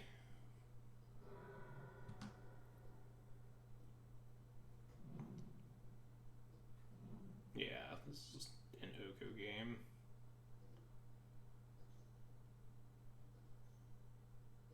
No, it's Mandrills. Hell yeah. I'm okay with this.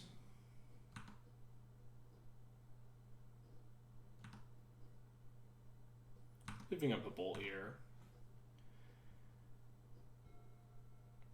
More Ballistas. Kind of want to draw an Auriok Salvagers for some weird reason. They have 5 cards in hand. I think I will just O-Ring this Mandrills.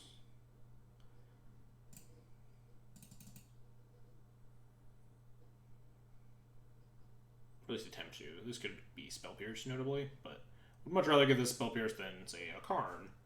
I don't think playing Ballista on 2 is a good plan here. In the face of a 4/4 and potentially a Lightning Bolt. I think those Mandrills is definitely one of the less threatening cards they could have played this turn. I mean, I guess they could have had a Tarmogoyf. It would have just been an 0/1 at the time. Attack. Yep. What is this Karn doing? Both pieces of the combo to find Salvagers. So just Karn for bridge. City. We could play a 3/3 Ballista. We could potentially Karn for a 2-drop. Unfortunately, you cannot Glass Casket a Hooting Mandrills. Karn for Spyglass, that doesn't really do anything. We just Karn plus, but that beefs it to Bolt plus Mandrills anyway. We just Karn for a bridge and let our card die. Ugh, horrible death. We can also just jam Ballista on 3 here and try to clear the Mandrills that way, clear the path for the Karn. They have 5 cards in hand, so I imagine their hand is just filled with interaction.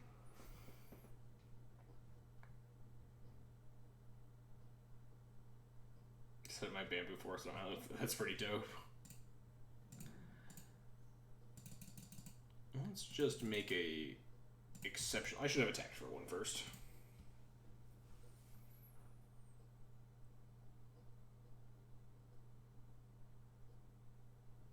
They just like have a Daze here. Kind of a bummer.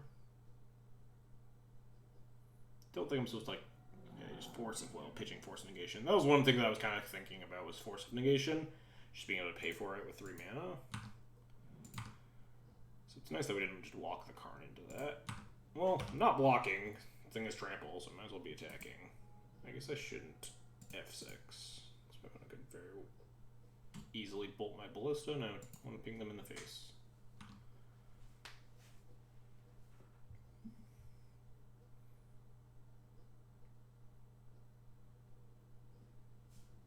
Yeah, Aishna's like reorganized the whole island basically tree by tree to like set up like orchards and like little groves and stuff.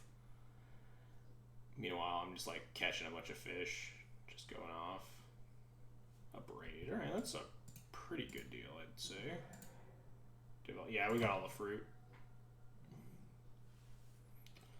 Alright, so we're definitely looking for an Auriok Salvagers. I think the plan is Carnivore Bridge to buy some time here in the interim. Now that we've emptied our hand too, we could potentially use the LED to cast the bridge on the same turn. We had oranges as our starting fruit.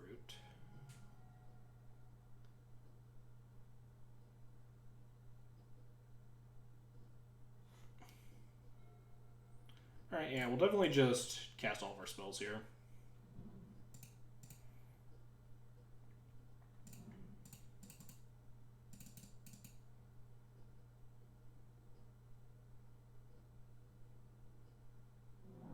The last cards are Force Negation. That's bad. So we have approximately one turn. Yeah, if this Delver flips either this turn or next turn, then we have 2 turns to live, so we just need to top deck exactly... Oh, it's Bolt. So yeah, we need to top deck Salvagers here to win the game. Otherwise, we die horrible death. I suppose we could draw a Karn to stay alive. Come on, no whammies.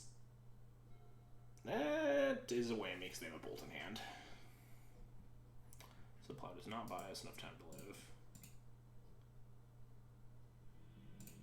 No, we were so close. Oh well.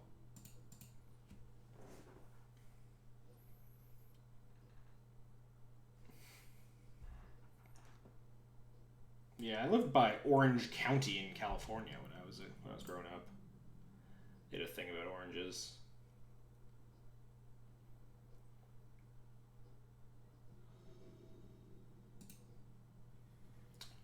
This hand has turn 1 Chalice of the Void. We're finally on the play.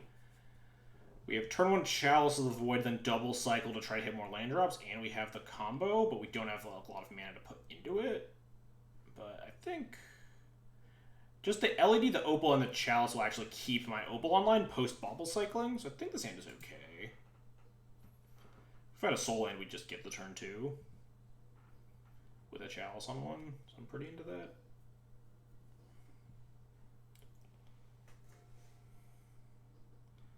We'll lead on LED, because I like to just lead on LED, because sometimes people force of will it. Because they think you're Dredge. They never do. By never, I mean, like, I think it's happened to me once in my life.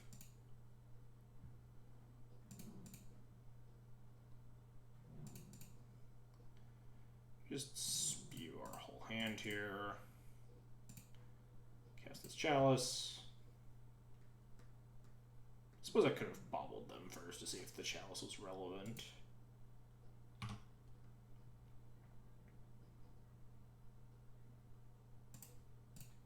If they're just like on Eldrazi or something.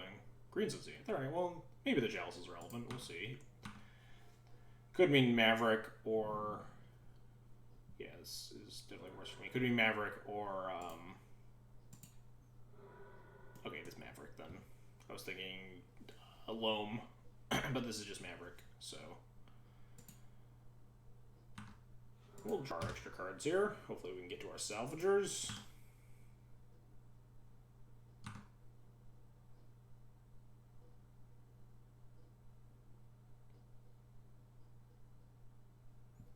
You're starting mind games around your critical turn on LED in case you're... Yeah, the play is that, like, I'm convincing my viewers that to never force my LED, and then my LED will be super important for me to cast my turn 1 uncounterable Salvagers and go off after.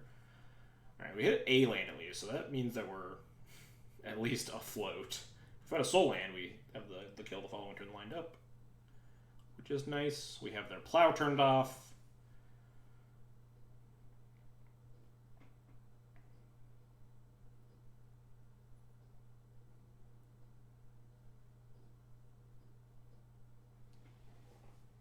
And we got another Stickler. We'll take it.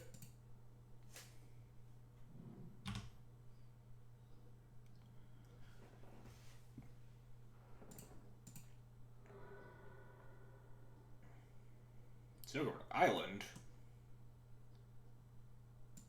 Now I'm just confused.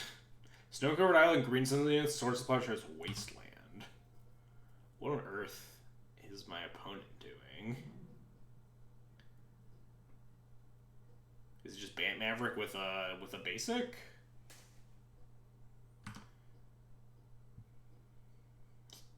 Neither of those are super helpful. We will not play the second LED because we drew this Mentor. Lone Wasteland seems good with her. I mean, yeah, all those cards would make sense in, like, in 4-color Loam, right? That does not play a basic island. And green sun for 1 here if they wanted. I feel like they want a green sun for 2 and, like, just oof me, assuming they have it main deck.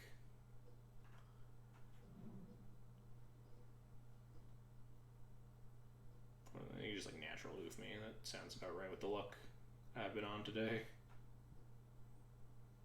Oh, no, there's green sun for 1. I guess they might need more mana. Sure.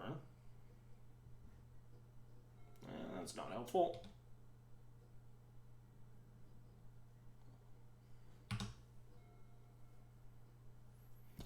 No longer have this green sun in their hand. Still drawn live if we just find a soul land. There's Oko. Are they gonna elk my Chalice? Luckily we can still keep they could elk the opal, maybe. That'd be interesting. Make a food is a choice. Soul land, please, one time. That's not helpful. I feel like they're going... Should have elked my opal, actually. We're gonna play the second Chalice so they don't have plows online. Assuming they want to elk. Yeah, this hand not quite panning out here. Certainly not getting there. I would not be surprised to see this opal get elked and then we're pretty dead from there. No, they really just don't want to try to take me off of mana when I can't cast any spells. I mean, I'll take it. Still drawing live to 8 soul lands. Sure. Double countered.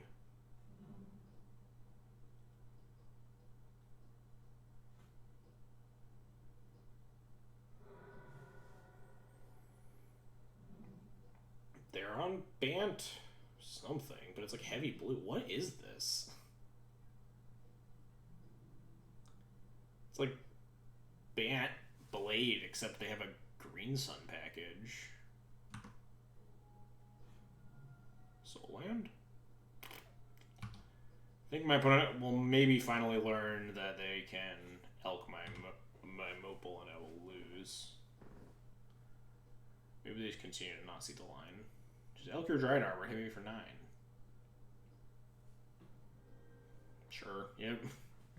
Opponent just gonna give me infinite outs to actually win this game, and then we're just not gonna draw it ever.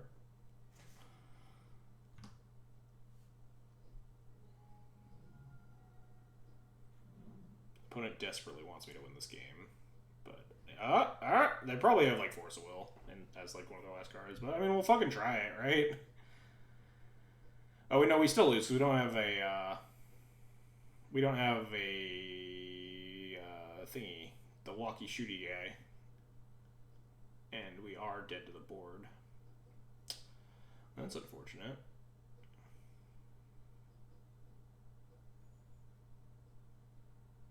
If we Karn for bridge, then we just get elked. Maybe they won't elk bridge.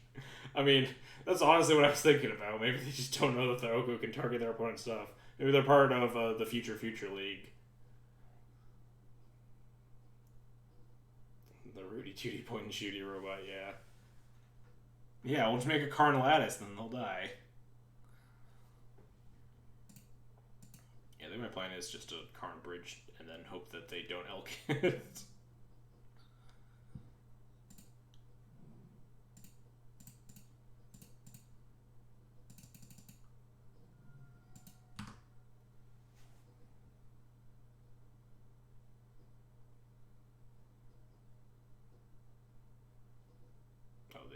counters for it.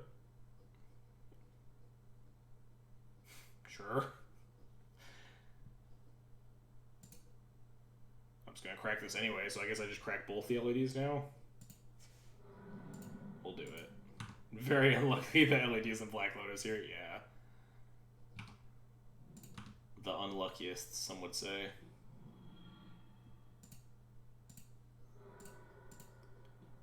Force Gas and Snaring Bridge, what could go wrong? Opponent doesn't have shit. Unfortunately, I can't also wish for a Spyglass for their Oko. Maybe they just won't notice. Yeah, they didn't see the line the first, like, 6 turns of the game, so... We'll try it. We'll try our best here. Dang, they saw the line.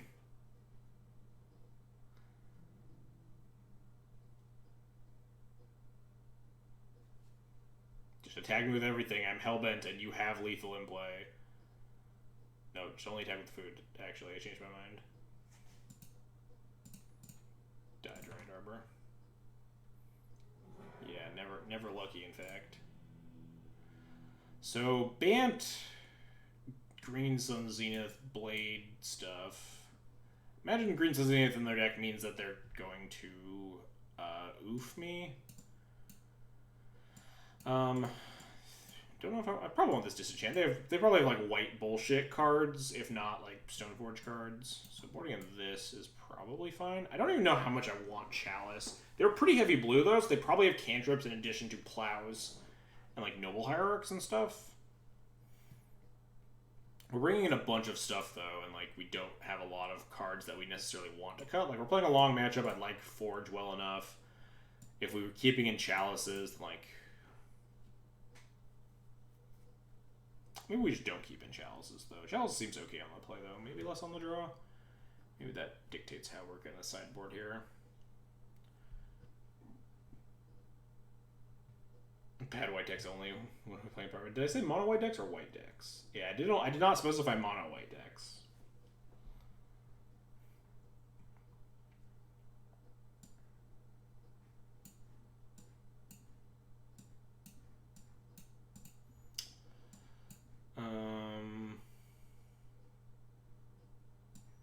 Go down a bunch of fast mana. Not super interested in fast mana in this matchup. My question still stands. I guess we'll see. We'll see on that one. Take a rain check.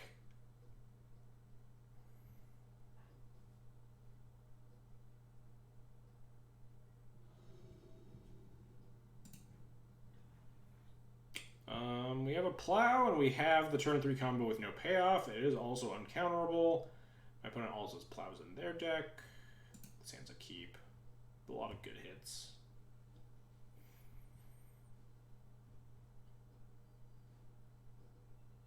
I think I'm just going to aggressively plow like a turn 1 mana dork or something. Might want to hold it to try to respect Collector Oof. I guess we'll see based on what they end up doing. If they like Green Sun for Dryad Arbor, I think it's pretty valid to just fire it off. Don't do anything, we will also not do anything. Card's nice. So they did show us Daze, and did they show us Spell Pierce? I don't think they did. I think that was the last opponent.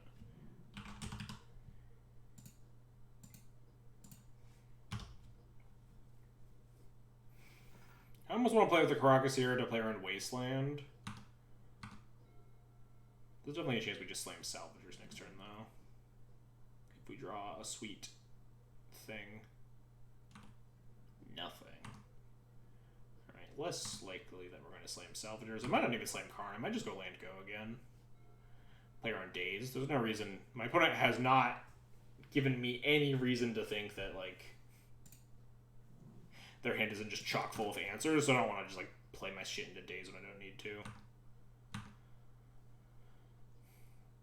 Just brainstorm, yeah, sure. If they like turn 3 Oko me, there's a window that we could potentially try to Salvagers them.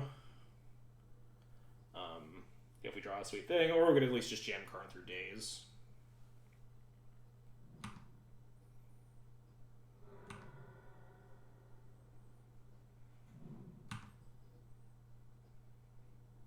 Really want them to just play a plowable creature on turn 3. Like green Sun for Collector Roof and don't have Force of Will. I'll probably end up plowing this. Especially if they grab like Batter Skull. Yeah. No land drop, even after brainstorming too. I'll plow this on tap Karn.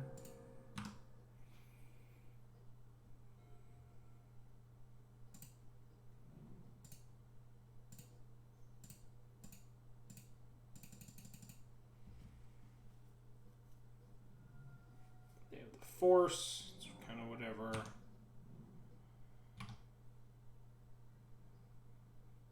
Still have the combo rolled up here. If we can find a payoff for it. 6 baubles and 3 ballistas in our deck, as well as 3 more Karns.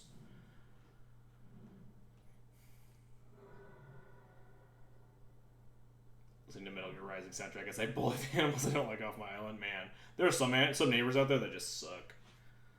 Buddy of mine has just like the world's ugliest koala as one of his neighbors.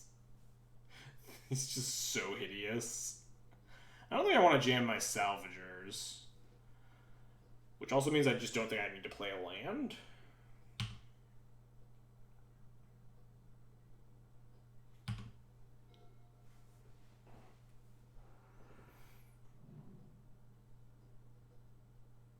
I'm getting concerned. My opponent's ability to play scary cards. It's not too scary. It's definitely scary enough to Oblivion Ring, but... Ah, fuck. So my opponent has the 1 mana up here to potentially plow. So I think I kind of want to try to induce them into tapping out at some point. So we might just want to O-Ring and Mishra's Bauble here. Draw towards like a Chalice Void to protect the Salvagers, or just like answer the Oko, force them to like tap lower.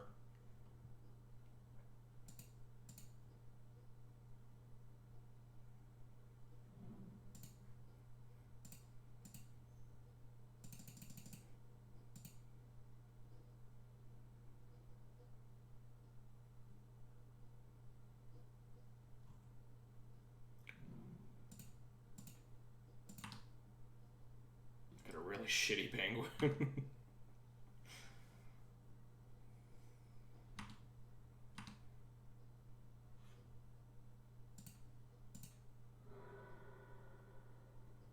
They're drawing another Oko. That's not great for me.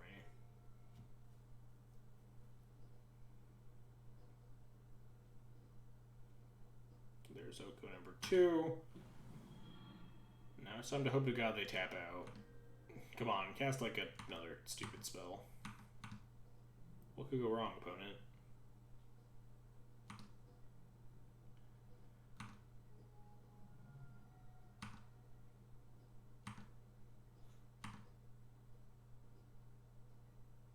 Oh, we found Chalice. Alright, this beats a lot of things.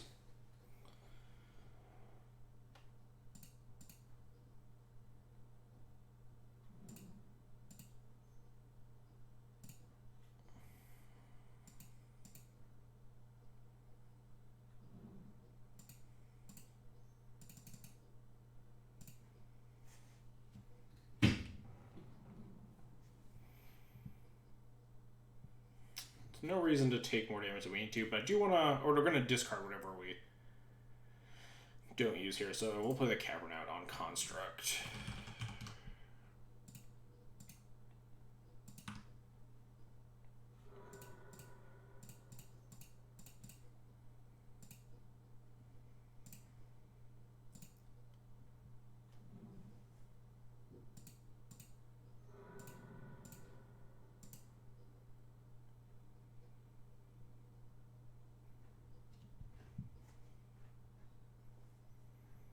We gotta draw a lot of cards here if my opponent doesn't want to concede. Which generally, control decks for some reason think that they can beat your opponent's drawing infinite cards. It's like, oh, I have an Oko to answer their Salvagers, what could go wrong? So you really just have to draw a lot of cards to make sure that they do die.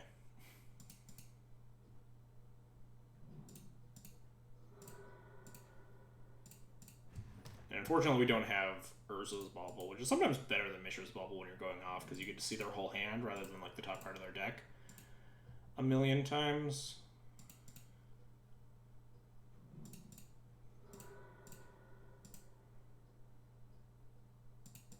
My opponent also isn't F6'd for some wild reason. Like every time I pick this up, there's this pause. Like my opponent's thinking about, like, they're holding up their Force of Will or whatever. Maybe they have Force of Negation and they want a Force of Negation the Bauble rather than the LED. No, alright, cool. They're drawing Scavenging Ooze. It's a good card to know about. What are we drawing? Drawing City of Traders, that's not helpful.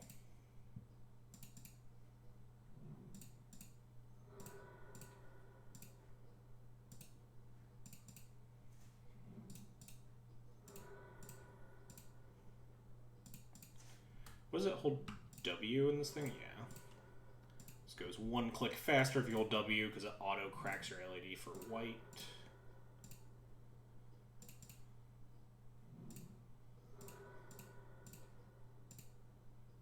So we want to draw enough cards to make sure that we can find another Salvagers to make sure that we can win this game.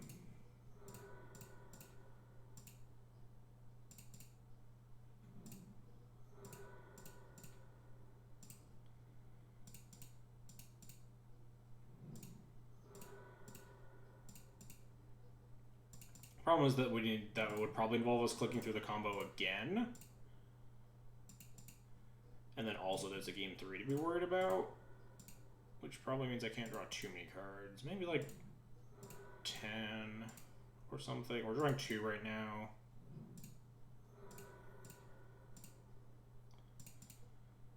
This is 8 more.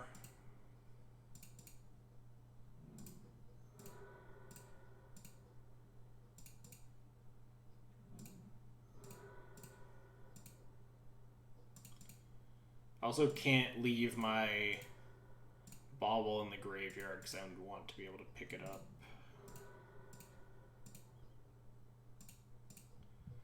Draw 12 cards. I can't leave the Bauble in the graveyard because my opponent's drawing Scavenging Ooze and they could potentially try to eat it. So I guess this is actually only 11 cards because we'd leave the Bauble in play. Depending on what we draw, we could probably just cycle the Bauble and let them eat it. Odds are we will draw another Bauble.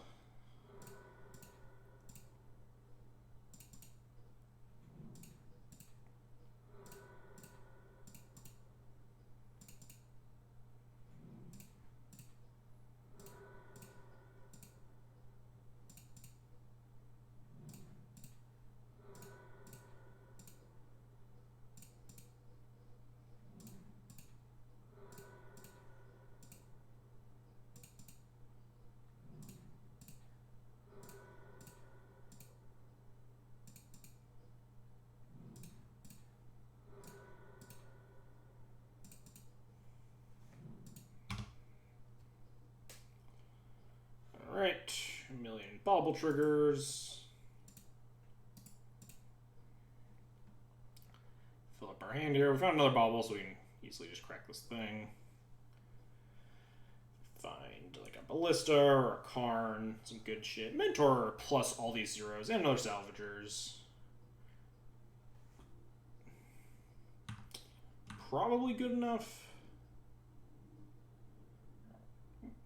5, 6, 7. We can actually Salvagers and Mentor on the same turn. Not both uncounterable, though. But we Mentor and play a bunch of zeros. That also probably just puts them in the ground. I was gonna say it's like probably good enough to beat them.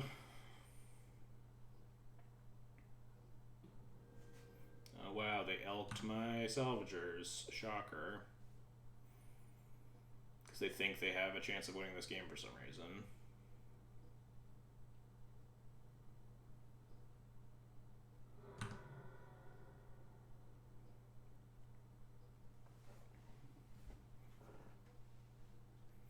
Play your Scavenging Ooze. Yeah.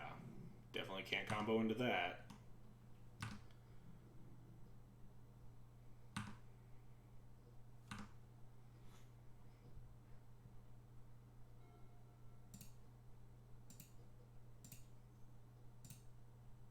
I forgot to crack my bauble. Whoops.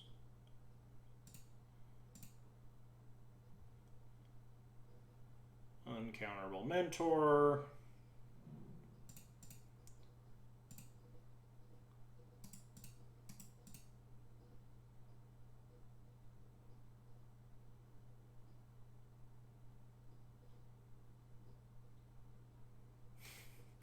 Petty Theft the Mentor, sure. You got me. Too bad I can't play it a second time.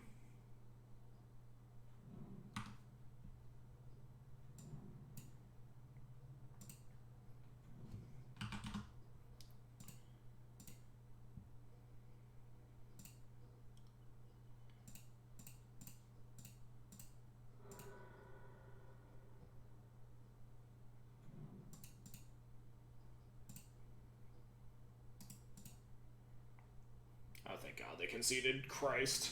Like, it's so mind-blowing that, like... So I understand that some people just really don't want to concede and they want, like, me to burn my clock so they have more time in game 3s. But the people that can, like, earnestly think that their 5-card hand is going to beat me just drawing 15 cards... And just like, yeah, I have an Oko in play. I got this Brazen Borrower in my hand. We could probably beat whenever my opponent draws. And then, like, oh, dang, they cast a Mentor 2 times. I guess I lose now. It's just like they pick the weirdest points to concede.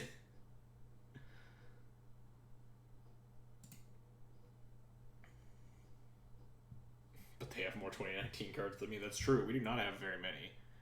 We only have, what, 7? 3 Forges, 4 Karns. Do we have any, like, weird sideboard cards from 2019? No. Oh, Glass Casket is technically a 2019 card.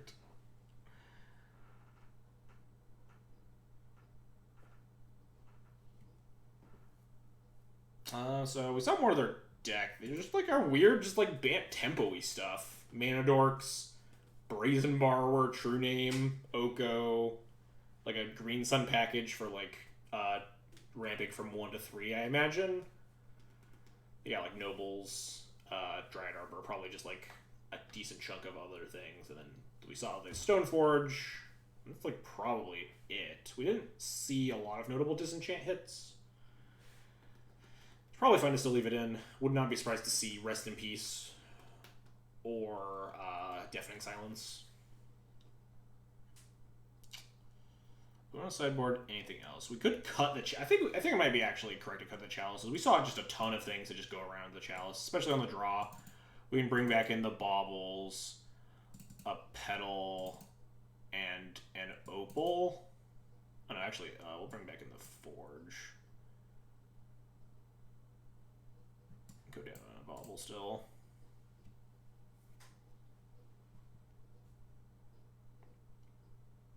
Yeah, this looks okay. We'll go like that.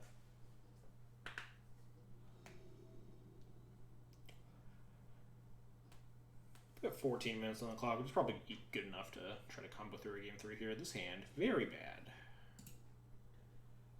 This hand, much better. We got turn 2 Mentor Thing, which is powerful. Keep this and we'll bottom another Cavern.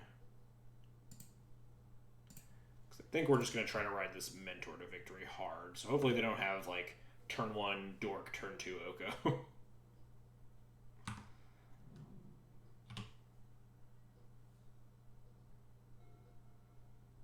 I think I want this Mentor uncounterable so it doesn't get dazed or whatever. So we'll run the risk of getting wastelanded.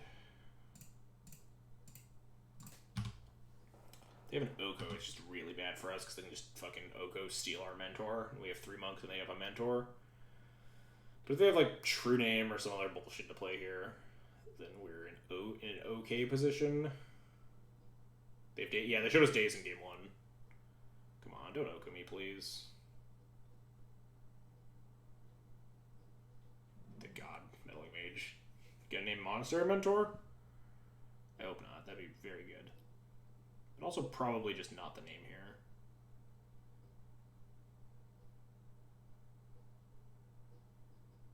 Some people, yeah. My opponent is certainly playing a pile of magic card.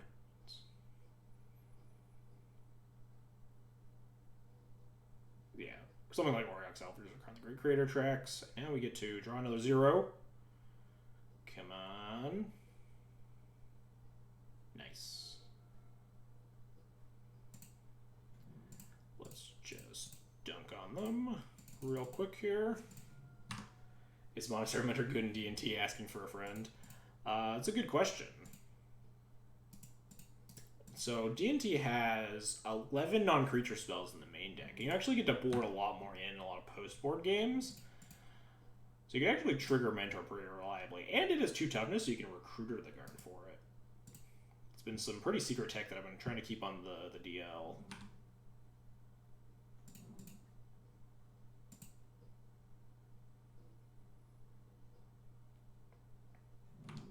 So 3 redraws off Mishra's Baubles means that we're likely just going to be able to trigger these monks a bunch again next turn. So they don't have to like hold anything back to potentially buff up the monks or something. We just want to make as many monks as possible and say go before they untap with their plow mana.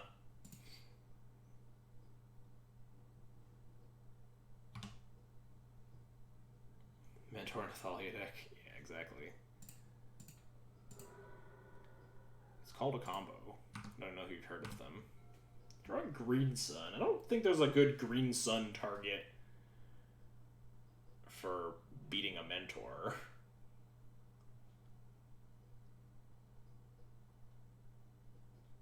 There's an Oko, but now it's too late. They can't just like snatch my Mentor. They can elk it, but now we just have a gigantic board state, so.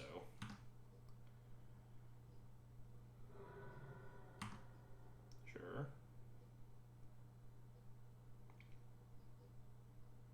Am I supposed to attack this Oko?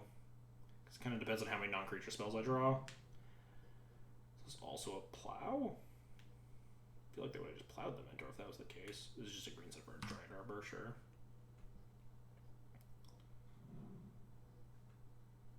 They only have 2 cards left in hand.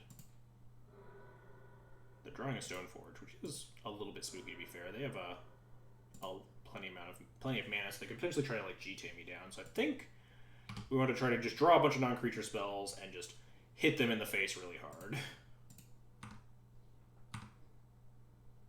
Oh, that's a pretty good non-creature. Oh, no, never mind, it's bad.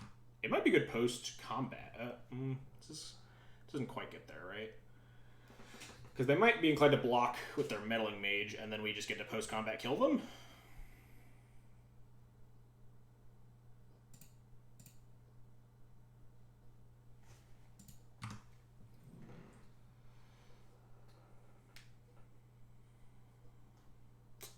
So how do we induce them to block with their Meddling Mage here? Obviously, we could just, like, Salvagers kill them the following turn, but if we can line up killing them this turn, it'd be nice. So it's probably attack the Oko with Mentor and 3 monks. That way, if they block the Mentor, the thing still dies. Would they double block? Or they would just keep the Meddling Mage around then, though, right? I could send 4 monks at the Oko and the Mentor at their face. I think 4 monks at the Oko. Maybe even 3 monks at the Oko and the Mentor at their face is fine. Because then if they block one of the monks with the Dried Arbor and that's it, we just play Ballista on 2 and we ping the Oko, and then we're still fine.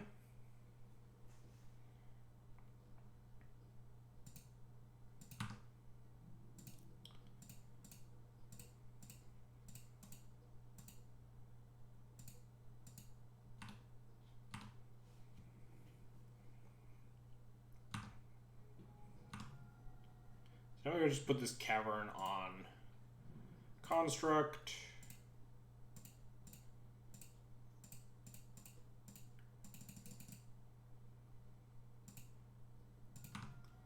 So they have 5 mana here, so we don't have to be worried about them, like, play Stoneforge, get G-Day, cast G-Day, and equip G-Day, because then we can ping their only attacker anyway. So I think our plan is just to ping this Meddling Mage and lethal them that way, so we just pass the turn here. We could potentially just ping the Noble Hierarch and stuff.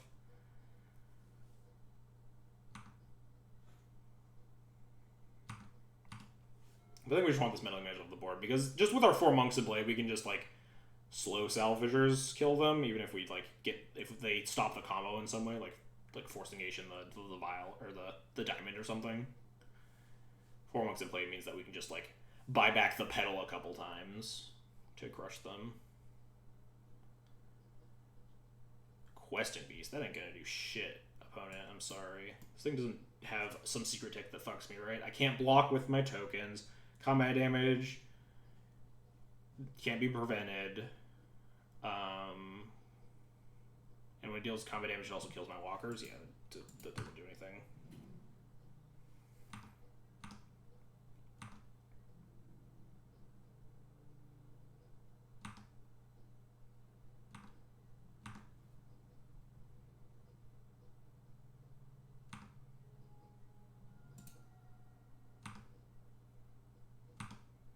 Alright, they're dead.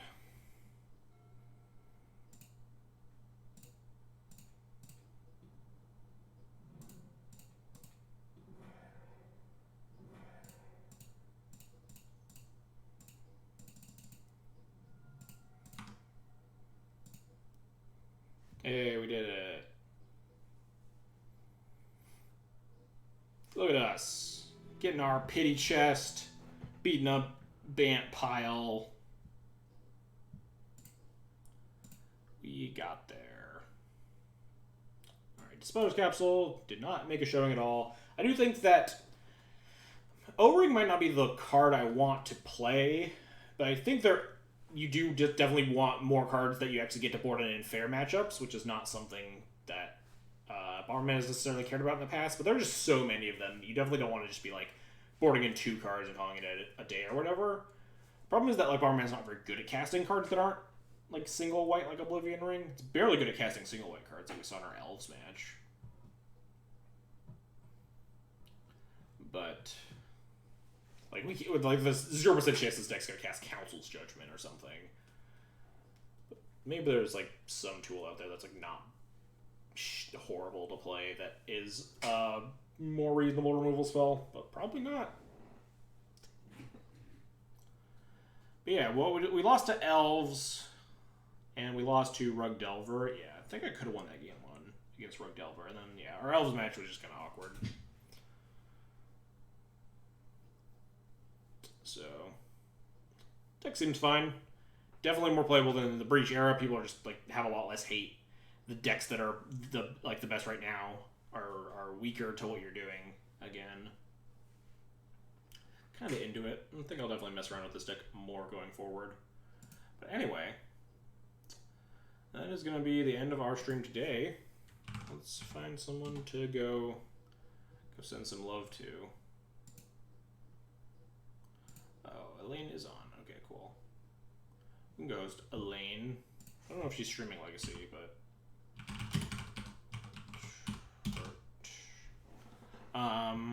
as soon as this ad goes through or whatever, I'll send you guys over there. But thanks everybody for watching. Hope you had a good time. As always, if you want to support my content, you want to support the channel, you can follow, subscribe, or donate.